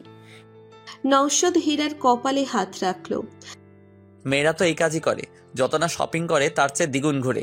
খেয়েছিলে কিছু নাকি শুধু ঘুরেছ? খেয়েছি, আজ একটা দারুণ জিনিস খেয়েছি। কি, ফুচকা? মেয়েদের তো দারুণ জিনিস মানেই ফুচকা। না, ভেলপুরি, দারুণ ঝাল টক, খুব মজার। এটা কি জিনিস? আপনি খাননি কখনো? না, কোথায় পাওয়া যায়? রাস্তার পাশে মামারা বানায়, আমি এই প্রথম খেলাম। আপনি সত্যি খাননি? আমি রাস্তার পাশে থেকে কিছু খাই না হেরা, খাবার সুযোগ হয় না এখন। স্টুডেন্ট লাইফে খেয়েছি, কিন্তু তখন ভেলপুরি নামের কিছু খেয়েছি বলে মনে পড়ছে না। একদিন চলেন, আমি আর আপনি খাবো।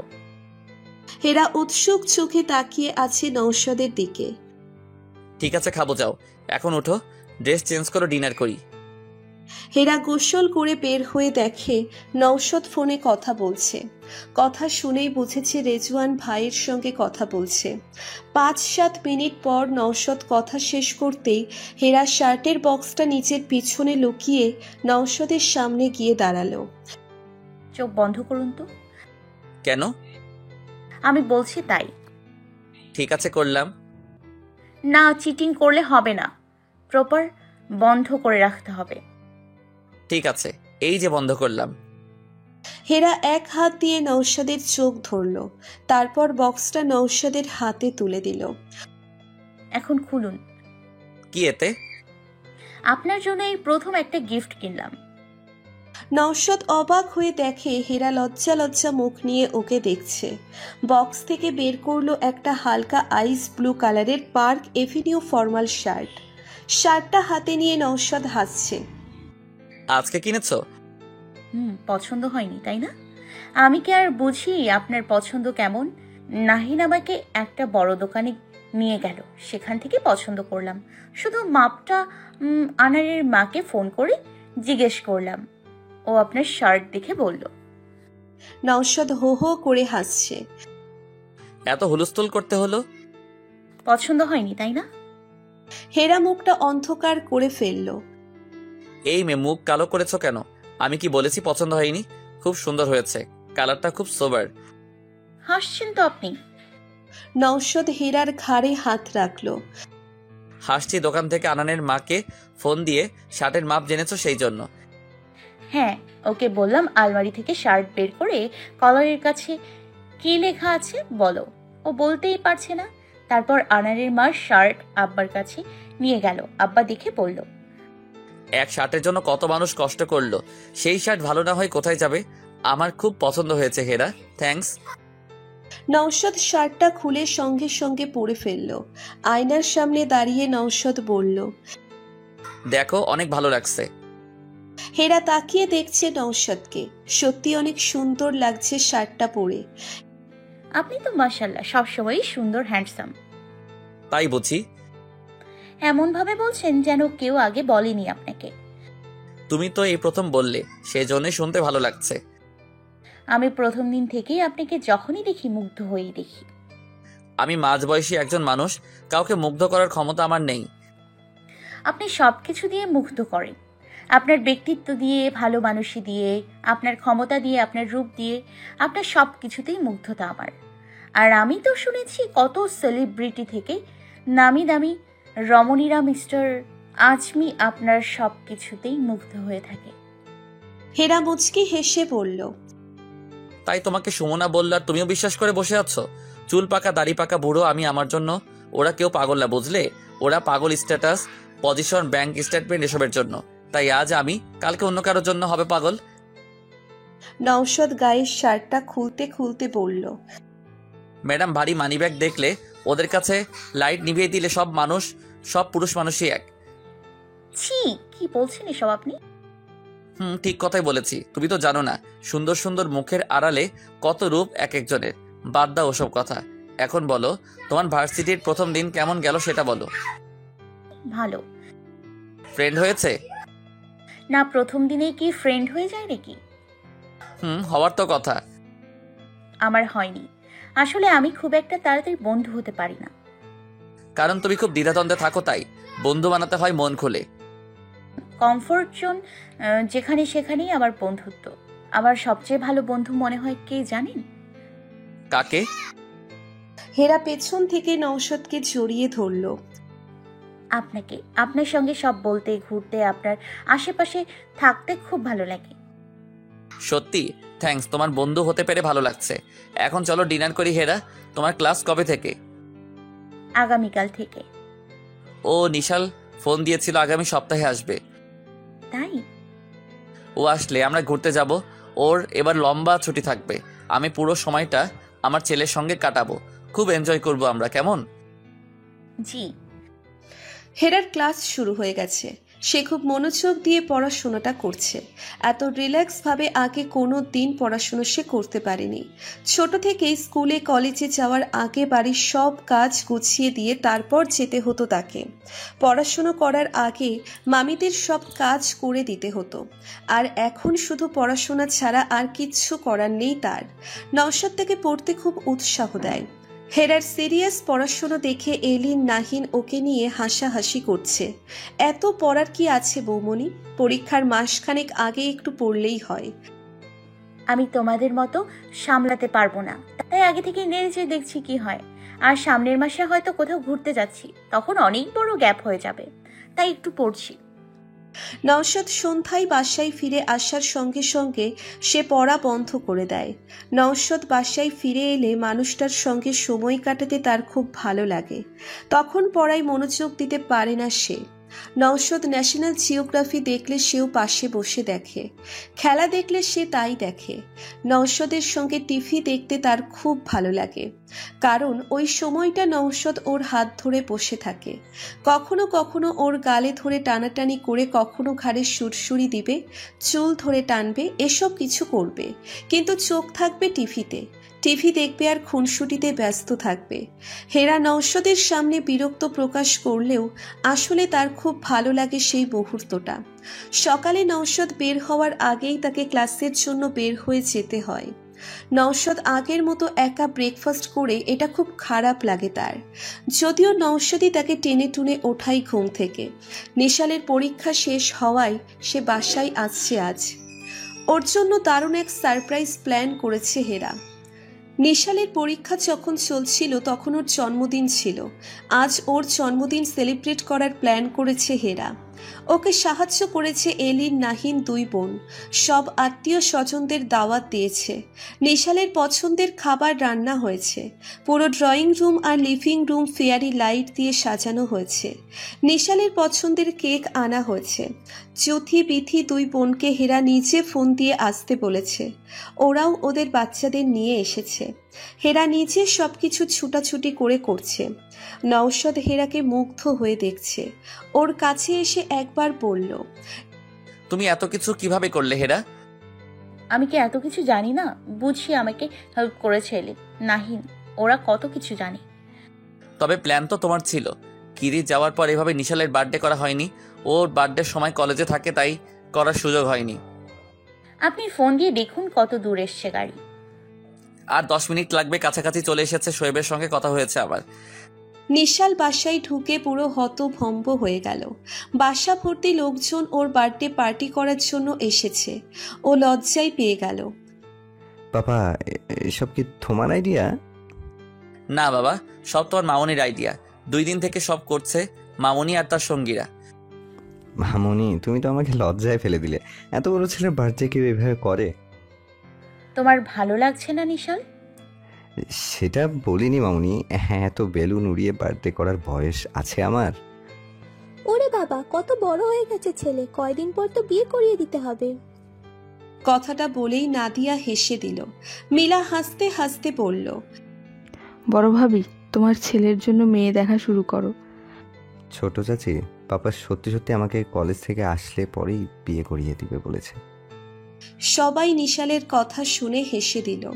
বিথি দূরে দাঁড়িয়ে ছিল, নিশালের কাছে এগিয়ে এসে বলল, বিয়ের জন্য এই ফ্যামিলির ছেলেগুলো একদম এক পায়ে দাঁড়িয়ে থাকে, বুঝলে মিলা? সবাই বিথির কথা শুনে হাসছে, কিন্তু নিশাল দীর্ঘশ্বাস ফেলল। ও বিথির সেই কথাগুলো ভুলতে পারে না, যেসব কথা বন্ধ দরজার ভেতরে পাপাকে বলেছে খালামণি। ওর খারাপ লাগছে এই ভেবে এসব কথা মামুনি শুনলে কি ভাবত। নওশাদ হতাশ দৃষ্টিতে বিথির দিকে তাকিয়ে রইল। নিশাল ওর সব কাজিনদের নিয়ে কেক কাটল। সবাই ওর পুরো মুখে কেকের ক্রিম লাগিয়ে দিল। হেরা নিশালের কাছে এগিয়ে এলো। নিশাল, রুমে চলে যাও, ফ্রেশ হয়ে এসো। হ্যাঁ, যাচ্ছি মামনি। জি। থ্যাঙ্কস, খুব ভালো লাগছে। এসেই সবার সাথে এনজয় করছি। তুমি এত কষ্ট করলে। কষ্টের কিছু নেই, তোমার ভালো লেগেছে এটাই বড় কথা। হেরা নিশালের মাথায় হাত রাখলো। অনেকদিন এই বাসার সবার সঙ্গে এত হইচই করা হয়নি মামনি। এখন থেকে সুযোগ পেলে হইচই করবো আমরা নিশাল। দেখো তোমার পাপা কত আনন্দে আছে। হ্যাঁ, সব তোমার জন্য। তুমি আনন্দে আছো তাই পাপাও আনন্দে আছে নিশাল। তোমার জন্য পাপা অনেক টি শার্ট গেঞ্জি এনেছে, তোমার রুমে রেখেছি। ঠিক আছে। নিশাল নিচের রুমে চলে গেল। নাদিয়া, মিলা, জুথি, বিথি একসঙ্গে বসে গল্প করছে। হেরা ছোটাছুটি করে সবার খাওয়া দাওয়া, বাচ্চাদের ডিমান্ড পূরণ করছে। মিলা বাকিদের উদ্দেশ্যে বলল, বড় ভাবি পুরো সংসারটা নিজের করে নিয়েছে, দেখে ভালোই লাগছে, তাই না? বিয়ের পর সংসার থেকে কি দূরে থাকা যায় মিলা? ভাইয়াকে দেখেছো? আগের ভাইয়ার এখনের ভাইয়ার মধ্যে কত তফাৎ। এখন দেখেই বোঝা যায় ভাইয়া কত হ্যাপি। বিথি বলল, তাই নাকি নাদিয়া? আমার তো দেখে আগের মতোই লাগছে। কি বলো বিথি? ভাইয়া ভাবিকে নিয়ে সিলেট থেকে হানিমুনও করে এসেছে, 9 দিন ছিল। কবে নাদিয়া? জানি না তো। গত মাসে।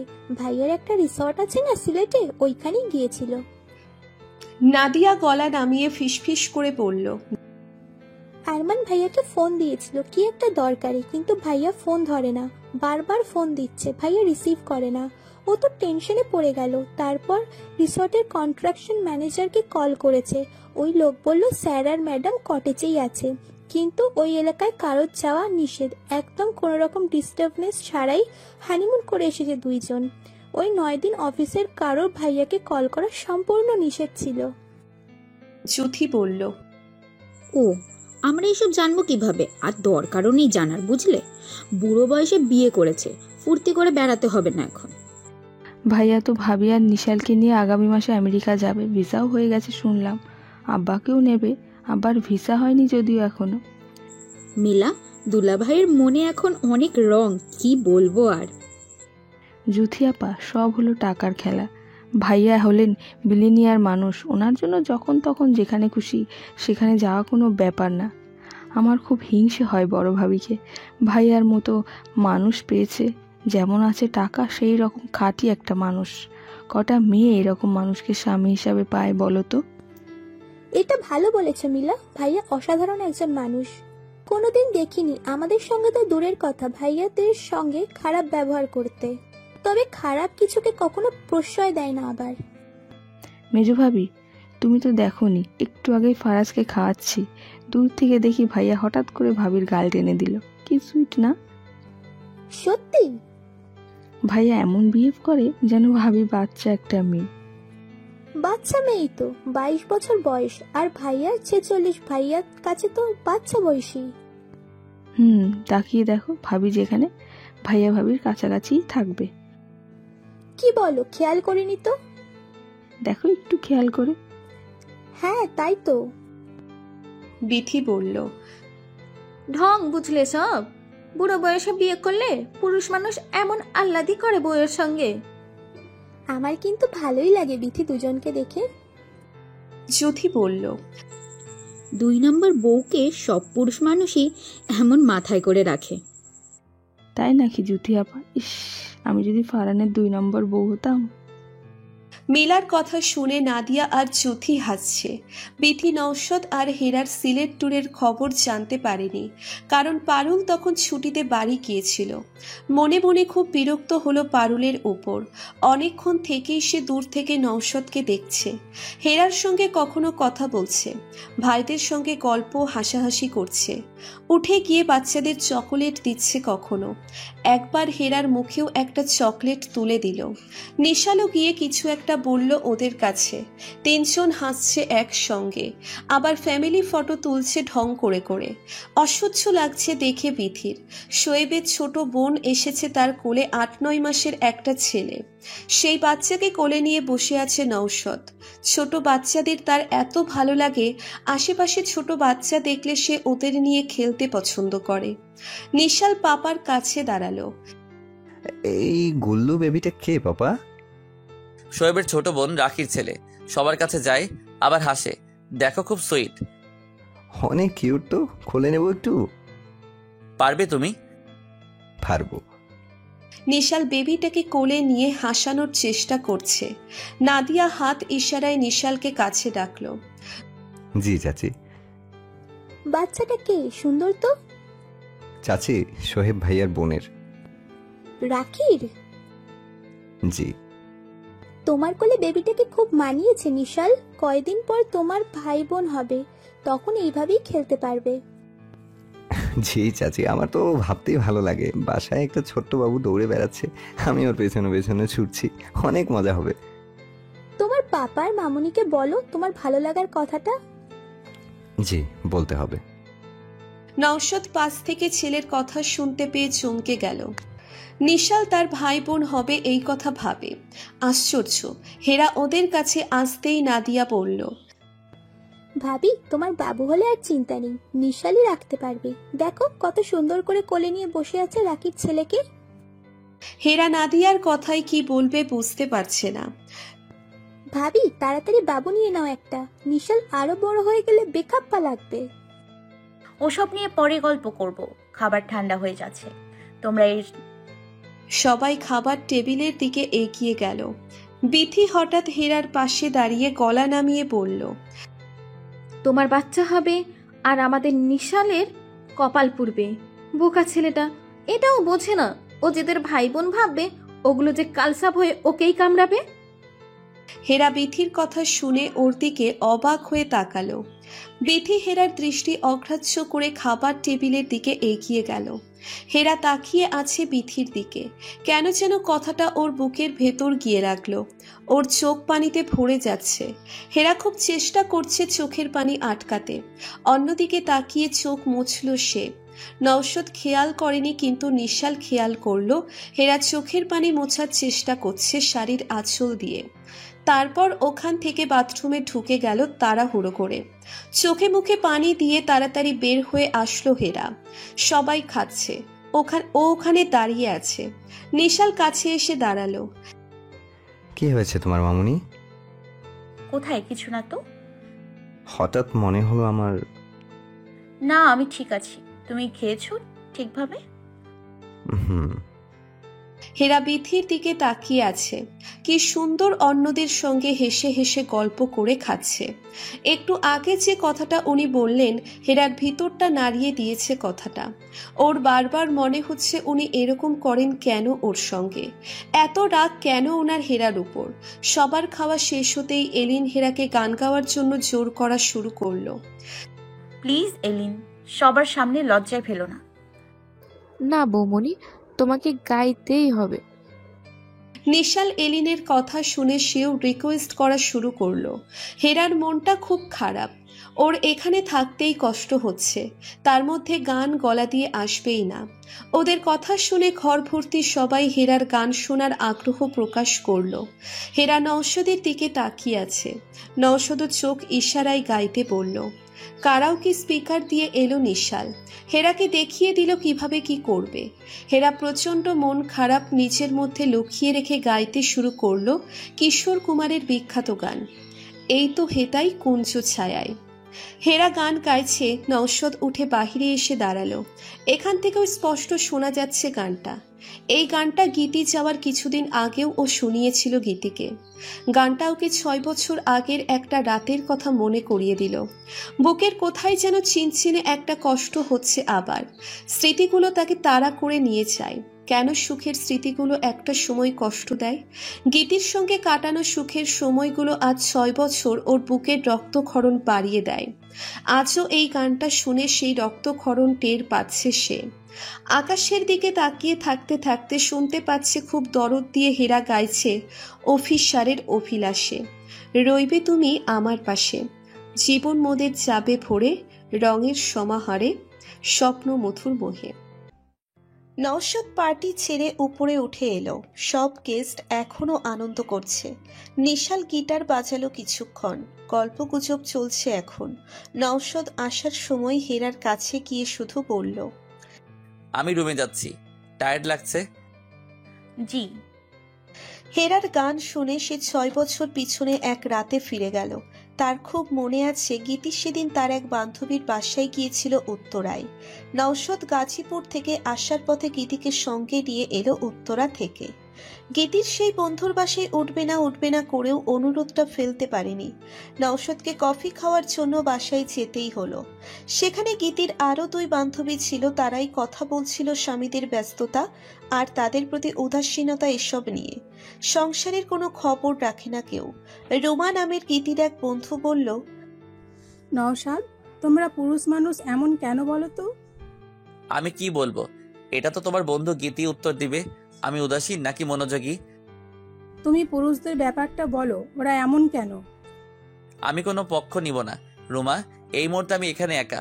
পুরুষ মানুষের পক্ষে কথা বলে ধোলাই খাওয়ার ইচ্ছা নাই। তার চেয়ে মেয়েদের অভিযোগ মাথা পেতে নিলেই মঙ্গল। তুমি সাদেকি লাইফে এত তাড়াতাড়ি এত সফল হয়েছ? বুদ্ধি মাথায় শুধু গিজগিজ করে, তাই না? বুঝতে হবে রুমা। রুমার বাসা থেকে ফিরে আসার সময় নওশাদ ড্রাইভ করছে। গীতি পাশে বসেছিল। নওশাদ মজা করে বলল, কি কি অভিযোগ আলোচনা করলে আমার নামে বন্ধুদের সঙ্গে তুমি? তোমার কি মনে হয় আমি তোমার নামে কি কি অভিযোগ করি নওশাদ? একবারে যে কোনো অভিযোগ নেই সেটা হতেই পারে না। সেটা ভাবাও তো ভুল। সেটাই গীতি ডার্লিং, জানতে চাইছি কি কি অভিযোগ তোমার?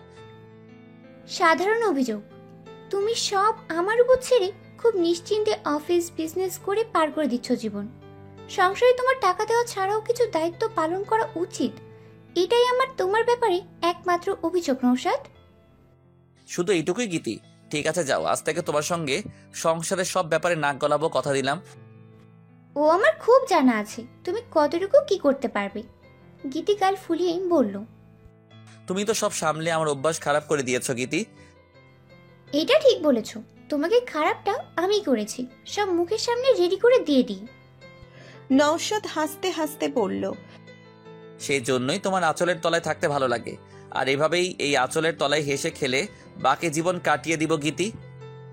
নওশাদ গীতির হাত ধরে গান গেয়ে উঠেছিল সেদিন। এই তো হেথায় কুঞ্জ ছায়ায়, স্বপ্ন মধুর মোহে। আজ এত বছর পর গানটা শুনে সেই রাতের কথা মনে পড়ে গেল। এর ঠিক 7-8 দিন পরে গীতি চলে যায়। সেই মায়ার আঁচল চলে যায় চিরতরে। যে সংসার একাও সামলাতো, আত্মীয় স্বজন সামাজিকতা সব নওশাদের হাতে ছেড়ে ছুড়ে চলে গেল। অভিযোগ করার অভিমান করার কেউ নেই তারপর থেকে। নওশাদ বারান্দায় অন্ধকারে বসে আছে। নিচ থেকে হাসাহাসি, বাচ্চাদের হইচই শোনা যাচ্ছে। নওশাদ গীতির কথা ভাবছে। গীতির পরিয়ে দেওয়া আঙ্গুলের আংটিটার দিকে তাকিয়ে আছে। বিথি নিশালের কাছে গিয়ে বসলো। নিশু, পরীক্ষার সময় একটা ফোন দাওনি কেন? পরীক্ষা শুরুর আগের দিন দিলাম না তোমাকে ফোন? আমি বলছি এরপর একটা কলও দাওনি। আমি জানার জন্য অস্থির হয়েছিলাম কেমন হচ্ছে আমার নিশু বেবির পরীক্ষাগুলো। পরীক্ষার মাঝে ফোন দেওয়ার মতো এত সময় কোথায় খালামণি? 5 মিনিট কথা বলার সময় হয়নি তোমার? পাপাকে ফোন দাওনি বলছো নিশু? পাপার সঙ্গে তো কথা বলতেই হতো, তাই না? আমি তো খবর পেয়েছি তুমি প্রতিটা পরীক্ষার পর পাপা না, শুধু পাপা না, হেরার সঙ্গে অনেকক্ষণ কথা বলেছো নিশু। পাপা আর মামুনি অপেক্ষা করে থাকতো ডিনার আগে, তাই 4-5 মিনিট কথা হতো, এই যা।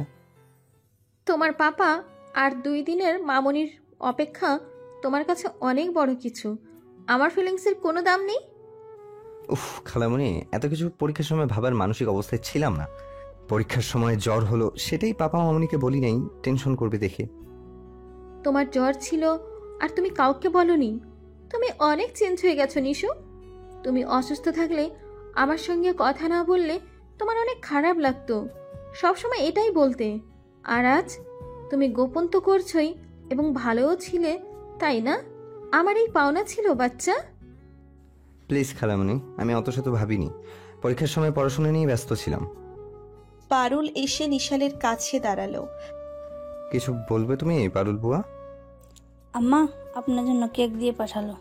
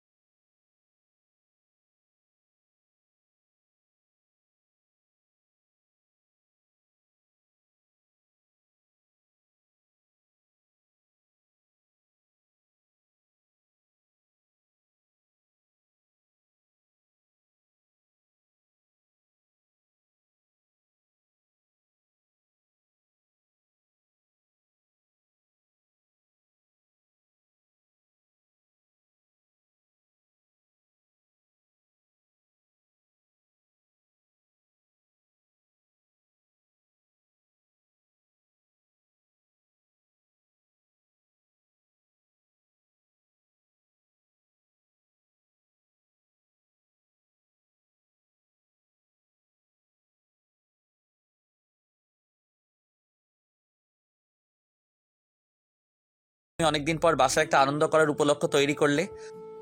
বলেই নৌশদ হেরার হাত ধরল। থ্যাঙ্কসের কি হলো? নিশালের ভালো লাগছে, এটাই বড় পাওয়া। আপনি তো চলে এলেন।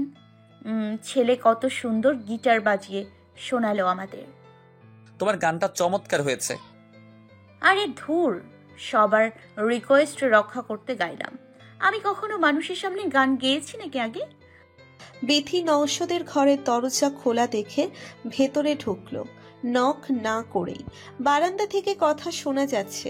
বারান্দার কাছে আসতেই দেখে নৌশদ চেয়ারে বসা, ওর কোলে হেরা পা দুলিয়ে বসে আছে। হেরা হাত নেড়ে নেড়ে কথা বলছে। দুজনে কেউই ওকে দেখতে পায়নি, হয়তো ভাবতেই পারিনি এই মুহূর্তে এখানে কেউ আসবে। ওভাবে দুজনকে দেখে সঙ্গে সঙ্গে বিথির পায়ের রক্ত মাথায় উঠে যাওয়ার মতো অবস্থা। সে নিজেকে সামলে নিল। আদিক্ষেতা মনে মনে বলল, কিভাবে পারে মানুষ ঘর ভর্তি লোকজনের ভেতরে রুমের মধ্যে বউকে কোলে নিয়ে বসে থাকতে? বিথি জানে না নৌশদ কতটা আদরে আহ্লাদে ভালোবাসায় আষ্টে পৃষ্ঠে বেঁধে রেখেছে হেরাকে। যদি জানতো তাহলে ওর বুকে যে হিংসার আগুন, সেটা দিয়ে হেরাকে জ্বালিয়েই দিত। বিথি পিছনে চলে গেল, আবার রুমের দরজার কাছে গিয়ে দরজায় নক করতে শুরু করলো। হেরা, হেরা। হেরা বিথির গলার আওয়াজ শুনে রুমের ভেতর এসে দাঁড়ালো। আসেন আপু, ভেতরে আসেন। দুলাভাই কোথায়? উনি বারান্দায় বসে আছে, ডাকছি, আপনি আসুন না। নৌশদ বারান্দা থেকেই বিথির কথা শুনতে পাচ্ছে। উঠে যেতে ইচ্ছে করছে না, মনটা এত বিক্ষিপ্ত অবস্থায় আছে, কথা বলতে ভালো লাগছে না। বিথির সঙ্গে তো আরই না। বিথি বারান্দায় এসে হাজির হলো। দুলাভাই, আপনার সঙ্গে কথা ছিল। বলো। আপু বসেন চেয়ারে। বিথি নৌশদের সামনে রাখা চেয়ারে গিয়ে বসল। আপনারা কথা বলেন, আমি নিচে যাই। থাকতে পারো হেরা, এমন কোনো কথা নেই যা তোমার সামনে বলা যাবে না। হেরা নওশাদের পাশে গিয়ে দাঁড়ালো। বারান্দার আলো নিভানো আবছা আলোয় নওশাদের চেহারা দেখা যাচ্ছে না। নওশাদ বিথির দিকে তাকিয়ে পড়ল। বলো কি বলবে? দুলাভাই, অনেক দিন থেকেই আমি আর নিশাল প্ল্যান করেছিলাম ওর পরীক্ষা শেষ হলে ওকে নিয়ে নেপাল ঘুরতে যাব। আপনার কাছ থেকে অনুমতি দিতে এসেছি। নওশাদ কিছুক্ষণ চুপ করে রইল। নেপাল? হ্যাঁ, ও তো কখনো নেপাল যায়নি, তাই ওকে নিয়ে ঘুরতে যাওয়ার প্ল্যান করেছিলাম। নিশাল কি পাহাড় পছন্দ করে নাকি? আমি তো জানি ওর কিছুটা অ্যাক্রোফোবিয়া আছে। মানে? ওর উচ্চতা ভীতি আছে। তার চেয়ে বড় কথা, ত্রিভুবন এয়ারপোর্টটা খুব রিস্কি। যে কয়বার গিয়েছি, টেক অফ আর ল্যান্ডিংয়ের সময় আমারই ভয় লাগে। মনে হয় এই বুঝি প্লেনটা ধাক্কা খেলো পাহাড়ের সঙ্গে। দুলাভাই, পাইলট জানে কিভাবে কি করতে হয়। এখন যেতে দেবেন কি দেবেন না সেটা বলেন। নেপাল বাদ দাও, মালদ্বীপ থেকে ঘুরে আসো তোমরা, আমি স্পন্সর করব ট্রিপ। ওদের কথার মাঝখানে দরজায় ফারহান এসে দাঁড়ালো। বড় ভাবি। হেরা রুমে গিয়ে ঢুকলো। জি ভাইয়া। আমরা যাচ্ছি, অনেক রাত হয়ে গেছে। ভাইয়া কোথায়? বারান্দায় বিথি আপুর সঙ্গে কথা বলে। ফারহান বারান্দায় এসে দাঁড়ালো। ভাইয়া, আমরা যাচ্ছি। ঠিক আছে, আমি আর নামলাম না। তোমার আসতে হবে না, তুমি কথা বলো। আমি সবাইকে বিদায় দিয়ে আসি বলে হেরাও ফারহানের সঙ্গে বের হয়ে গেল। নওশাদের একা বিথির সঙ্গে কথা বলতে অস্বস্তি হচ্ছে। দুলাভাই, আমিও উঠবো। সমস্যাটা কি নেপাল নাকি আমার সঙ্গে যাওয়ার সেটা বললেন না। আপনি হয়তো ভাবছেন আমার সঙ্গে গিয়ে আপনার বউ হারিয়ে গেছে, এখন ছেলেকে নিয়েও ইনসিকিউর ফিল করছেন হয়তো। এত পেঁচাও কেন বিথি? তুমি সমস্যা হতে যাবে কেন? তুমি নিশালকে কতটা ভালোবাসো আমি জানি। আমার সমস্যা নেপাল যাওয়াটা। আমার একটা মাত্র সন্তান, তোমার বোনের আমানত। ও আমার জানটা ওর মধ্যে। ওকে নিয়ে সবসময় আমার ভেতরে আতঙ্ক কাজ করে। নেপাল কি মানুষ যাচ্ছে না দুলাভাই? যাচ্ছে, কিন্তু ওরা আমার কেউ না। তোমার আপাও কিন্তু নেপাল পছন্দ করতো না। একবার নিয়ে গিয়েছি, পোখরা যাওয়ার পথে কান্নাকাটি অবস্থা তার। পাহাড়ি রাস্তা, খুব ভয় পেত। নিশালও ভয় পায়। প্লেনে বসলে কখনো উইন্ডো সিট নেয় না। মালদ্বীপ হলে তখন বলবেন সাগরে গিয়ে প্ল্যান ঝাঁপ দিয়ে পড়বে। আপনি কি সব কাজ আপার পছন্দ অনুযায়ী করেন? এই যে আপার সাজানো ঘরে আরেকজনকে কোলে বসিয়ে। বিথি চুপ করে গেল। নওশাদের এত মেজাজ খারাপ হলো কথাটা শুনে। তারপরও সে ঠান্ডা গলায় বলল, কমপ্লিট করো কথাটা বিথি। শোনো, আরো অনেক কিছুই হয় এই ঘরে এখন। কথা সেটা না, কথা হলো হেরার জায়গায় বিথি হলেই কি সব শুদ্ধ হয়ে যেত তখন? নওশাদ রাগে দুঃখে তাকিয়ে আছে বিথির দিকে। গীতি যাওয়ার পর সে নিজের সঙ্গে প্রমিস করেছিল গীতির পরিবারের মানুষদের মৃত্যু নিজের আপনজন ভাববে, কিন্তু বিথি ওর ধৈর্যের পরীক্ষা নেওয়ার জন্য বসে থাকে। শোনো, নিশাল যদি যেতে চাই ওকে বলো আমার সঙ্গে কথা বলতে। ঠিক আছে। বিথি উঠে গেল। আর দরজা খোলা থাকলেও কারো বেডরুমে ঢোকার সময় দয়া করে একটু নক করবে, তা না হলে এমন কিছুর মুখোমুখি হয়তো হয়ে গেলে কষ্ট, রাগ সব অনেক বেশি বেড়ে যেতে পারে। বিথি? মানে? বিথি ঘাড় ঘুরিয়ে তাকালো। মানে বেডরুম আমার, বিয়ে করা বউ আমার, বাকিটুকু আশা করি তুমি বুঝতে পারছো। বিথি উঠে চলে গেল। নওশাদের মন খারাপ ছিল বিথির সঙ্গে কথা বলে। মন মেজাজ সবই এখন খারাপ হয়ে গেছে। মামুনি, তুমি কিন্তু খুব ভালো গান গেয়েছো আজকে। চুপ, এটা কি গান গাওয়া বলে নাকি? সত্যি বলছি। হেরা খাচ্ছে, ওর পাশে নিশাল বসে আছে। পাপা কোথায় মামুনি? কখন থেকে দেখছি না। রুমে বিথি আপুর সঙ্গে কথা বলে। খালামনির সঙ্গে কি কথা? নিশাল বিরক্ত নিয়ে তাকালো। তুমি আর বিথি আপু ঘুরতে নাকি নেপাল যাবে সেটা নিয়ে কথা বলছে। নিশাল আরো বিরক্ত হলো এটা শুনে। ঘাড় ফিরিয়ে সিঁড়ির দিকে তাকাতেই দেখে বিথি আসছে। নিশালের কাছে এসে দাঁড়ালো বিথি। নিশু বেবি, পাপা ডাকে ওপরে যাও, আর প্লিজ পাপাকে গিয়ে বলো তুমি নেপাল যাবে। প্লিজ আমার জন্য। আমি বাসা যাচ্ছি, তুমি যাও পাপার কাছে। নিশাল বিথির দিকে তাকিয়ে কিছু বলল না। পাপার রুমের দিকে রওনা হলো। হেরা খাচ্ছে বিথির সঙ্গে, কথা বলতে ইচ্ছে করছে না তার। বিথি হেরার দিকে তাকিয়ে বলল, গেলাম হেরা, তোমার অ্যারেঞ্জমেন্ট ভালো ছিল আজকে। থ্যাঙ্কস, আমার নিশালের জন্য তুমি এতটা চিন্তা করেছো। আপু নিশালের জন্যই সবকিছু আমাদের। তোমার চেষ্টার কোনো কমতি নেই বুঝতে পারছি। কয়েকদিনে দুলাভাইকে নিশালকে একেবারে হাতের মুঠোয় নিয়ে নিলে। এই বিদ্যা কি ছোটবেলা থেকেই জানতে, নাকি এই বাসায় এসে নওশাদ আজমির বউ হয়ে শিখে নিয়েছ? তোমাদের মতো মেয়ে আছে যাদের দেখলে মনে হয় ভাজা মাছটা উল্টে খেতে পারে না, কিন্তু এরা নিজেরাই আসলে গভীর পানির মাছ। তুমি একটা কথা মনে রেখো, যত খুশি নওশাদ আজমির কোলে বসে দোল খাও, আমার নিশালের মাথা খাওয়ার চেষ্টা করবে না। 6টা বছর ওকে আমি লালন পালন করেছি। এত সহজে আমার ছেলেকে তোমার ছেলে হতে যেতে দিব না। মামনি ডাকে বললেই ওর মা ভাবা শুরু করে দিয়েছো তুমি নিজেকে।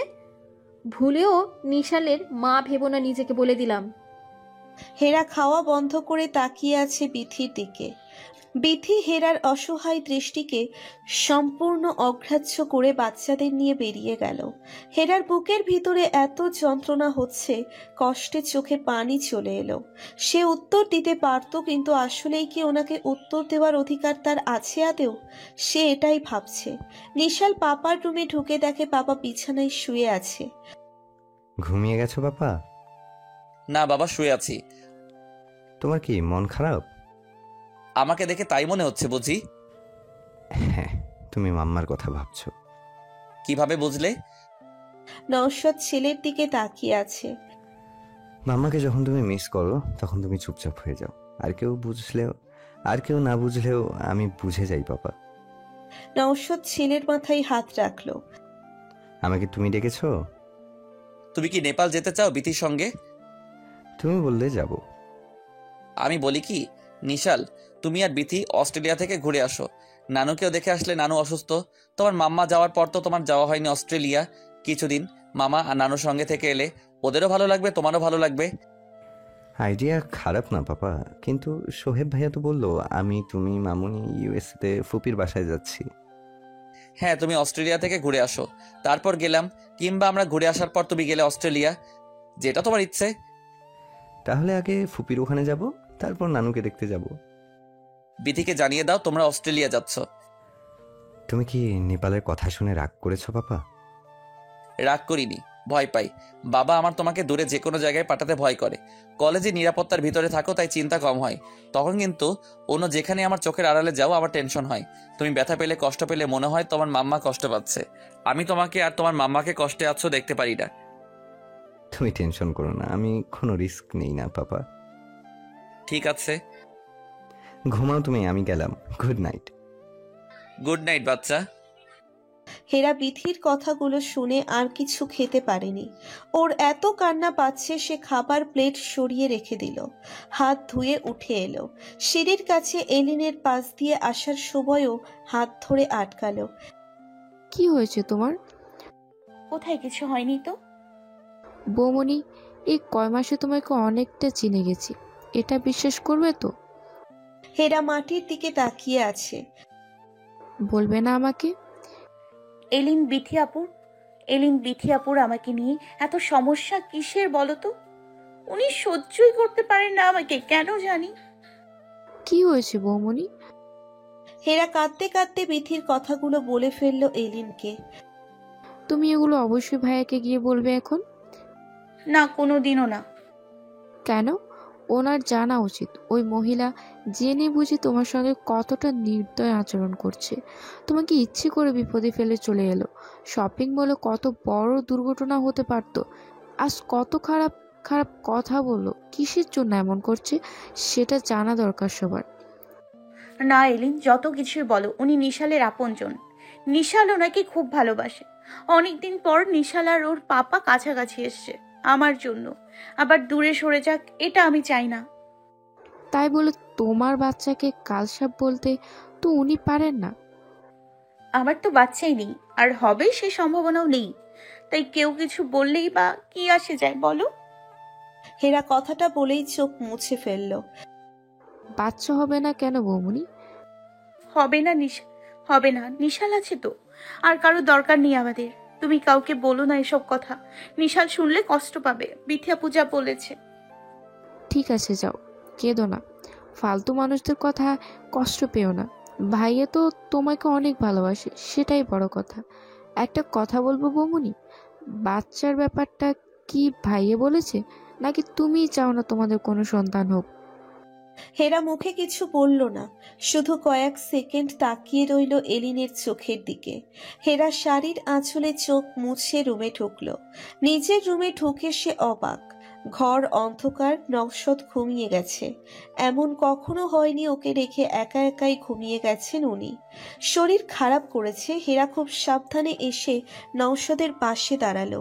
ঘুমোচ্ছে দেখে আর কোনো শব্দ করলো না। নিজের শাড়ি পাল্টে নওশাদের পাশে গিয়ে শুয়ে পড়ল। ভেবেছিল অন্যান্য রাতের মতো নওশাদকে বুকে জড়িয়ে ধরলেই আজ বিধির দেওয়া কষ্টগুলো ভুলে যেতে পারবে সে। কিন্তু নওশাদ পাশ ফিরে ঘুমিয়ে আছে। সিলেট থেকে আসার পর নওশাদকে বুকের সঙ্গে আটকে রাখে প্রতিটা রাতে। রাতে হেরার পানির তৃষ্ণা পেলে নওশাদের হাতের বাঁধন খুলে বের হতে হয় তাকে। প্রথম হেরার একটু অস্বস্তি হতো সারা রাত নওশাদের শক্ত বন্ধনে আবদ্ধ হয়ে ঘুমোতে, কিন্তু এখন এটা অভ্যেস হয়ে গেছে। ঘুমন্ত নওশাদের ভারী নিঃশ্বাসটা ওর ঘাড়ের উপর যখন পড়ে ওর সমস্ত শরীরে আনন্দ খেলে যায়। নওশাদের বুকের পাঁজর ওঠানামা করে, সে তার পুরো শরীরের ভিতর তা অনুভব করে। সারা রাতে কতবার যে সে শিহরিত হয় নওশাদের ছোঁয়ায়। হেরা হাত বাড়িয়ে নওশাদকে পেছন থেকে জড়িয়ে ধরল। হেরা জানে এই মানুষটার সামান্য একটু স্পর্শ তাকে সব কষ্ট থেকে মুক্তি দিবে। তার খুব বলতে ইচ্ছে করছে নওশাদকে, আপনি প্লিজ আমাকে একবার একটু জড়িয়ে নিন। আজ আমার ভিতরে অনেক কষ্ট, এই কষ্টগুলো নিয়ে আমি ঘুমোতে পারছি না। এই নওশাদ জেগেই আছে। আজ গীতির কথা এত বেশি মনে পড়ছে, এর মাঝে বিধির উল্টোপাল্টা কথা, সব মিলিয়ে নওশাদের ভেতরে সেই পুরনো হাহাকার। হেরা তাকে জড়িয়ে আছে প্রচণ্ড আবেগ নিয়ে, সে বুঝতে পারছে। মনে মনে নওশাদ বলল, হেরা আমাকে সামান্য একটু সময় দাও, আমি এই হাহাকার থেকে বের হই। মাথার কাছের জানালার পর্দাটা একটু ফাঁক হয়ে যাওয়ায় কাছের ভেতর দিয়ে চাঁদের আলোটা ওদের গায়ে এসে পড়ছে। হেরা তাকিয়ে দেখছে তার মনের মতোই বিষণ্ণ একটা জ্যোৎস্না তাদের দুজনের গায়ে মেখে আছে। কোনো কোনো রাতের জ্যোৎস্না বুকের ভেতরের হাহাকারকে আরো বেশি বাড়িয়ে দেয়, যেমনটা আজ নওশাদের ভেতরে। দুজন মানুষ আজ দুই রকম কষ্ট বুকে নিয়ে জেগে আছে। নিশালের এবারের ছুটিটা অনেক দিনের। নওশাদ এরকম ভাবে ছেলেকে আগে কখনো পায়নি, তাই ছেলের সঙ্গে বেশি বেশি সময় সে কাটাতে চাইছে। একটা ব্যাপার সে খেয়াল করেছে, কেন জানি এবার নিশাল বিধির খুব একটা কাছে যাচ্ছে না। অন্য সববার ছুটিতে এসে নিশাল বিধির সঙ্গে থাকতে পছন্দ করত। শপিং, ঘোরাঘুরি, বাহিরে খেতে যাওয়া সব বিধির সঙ্গে করত।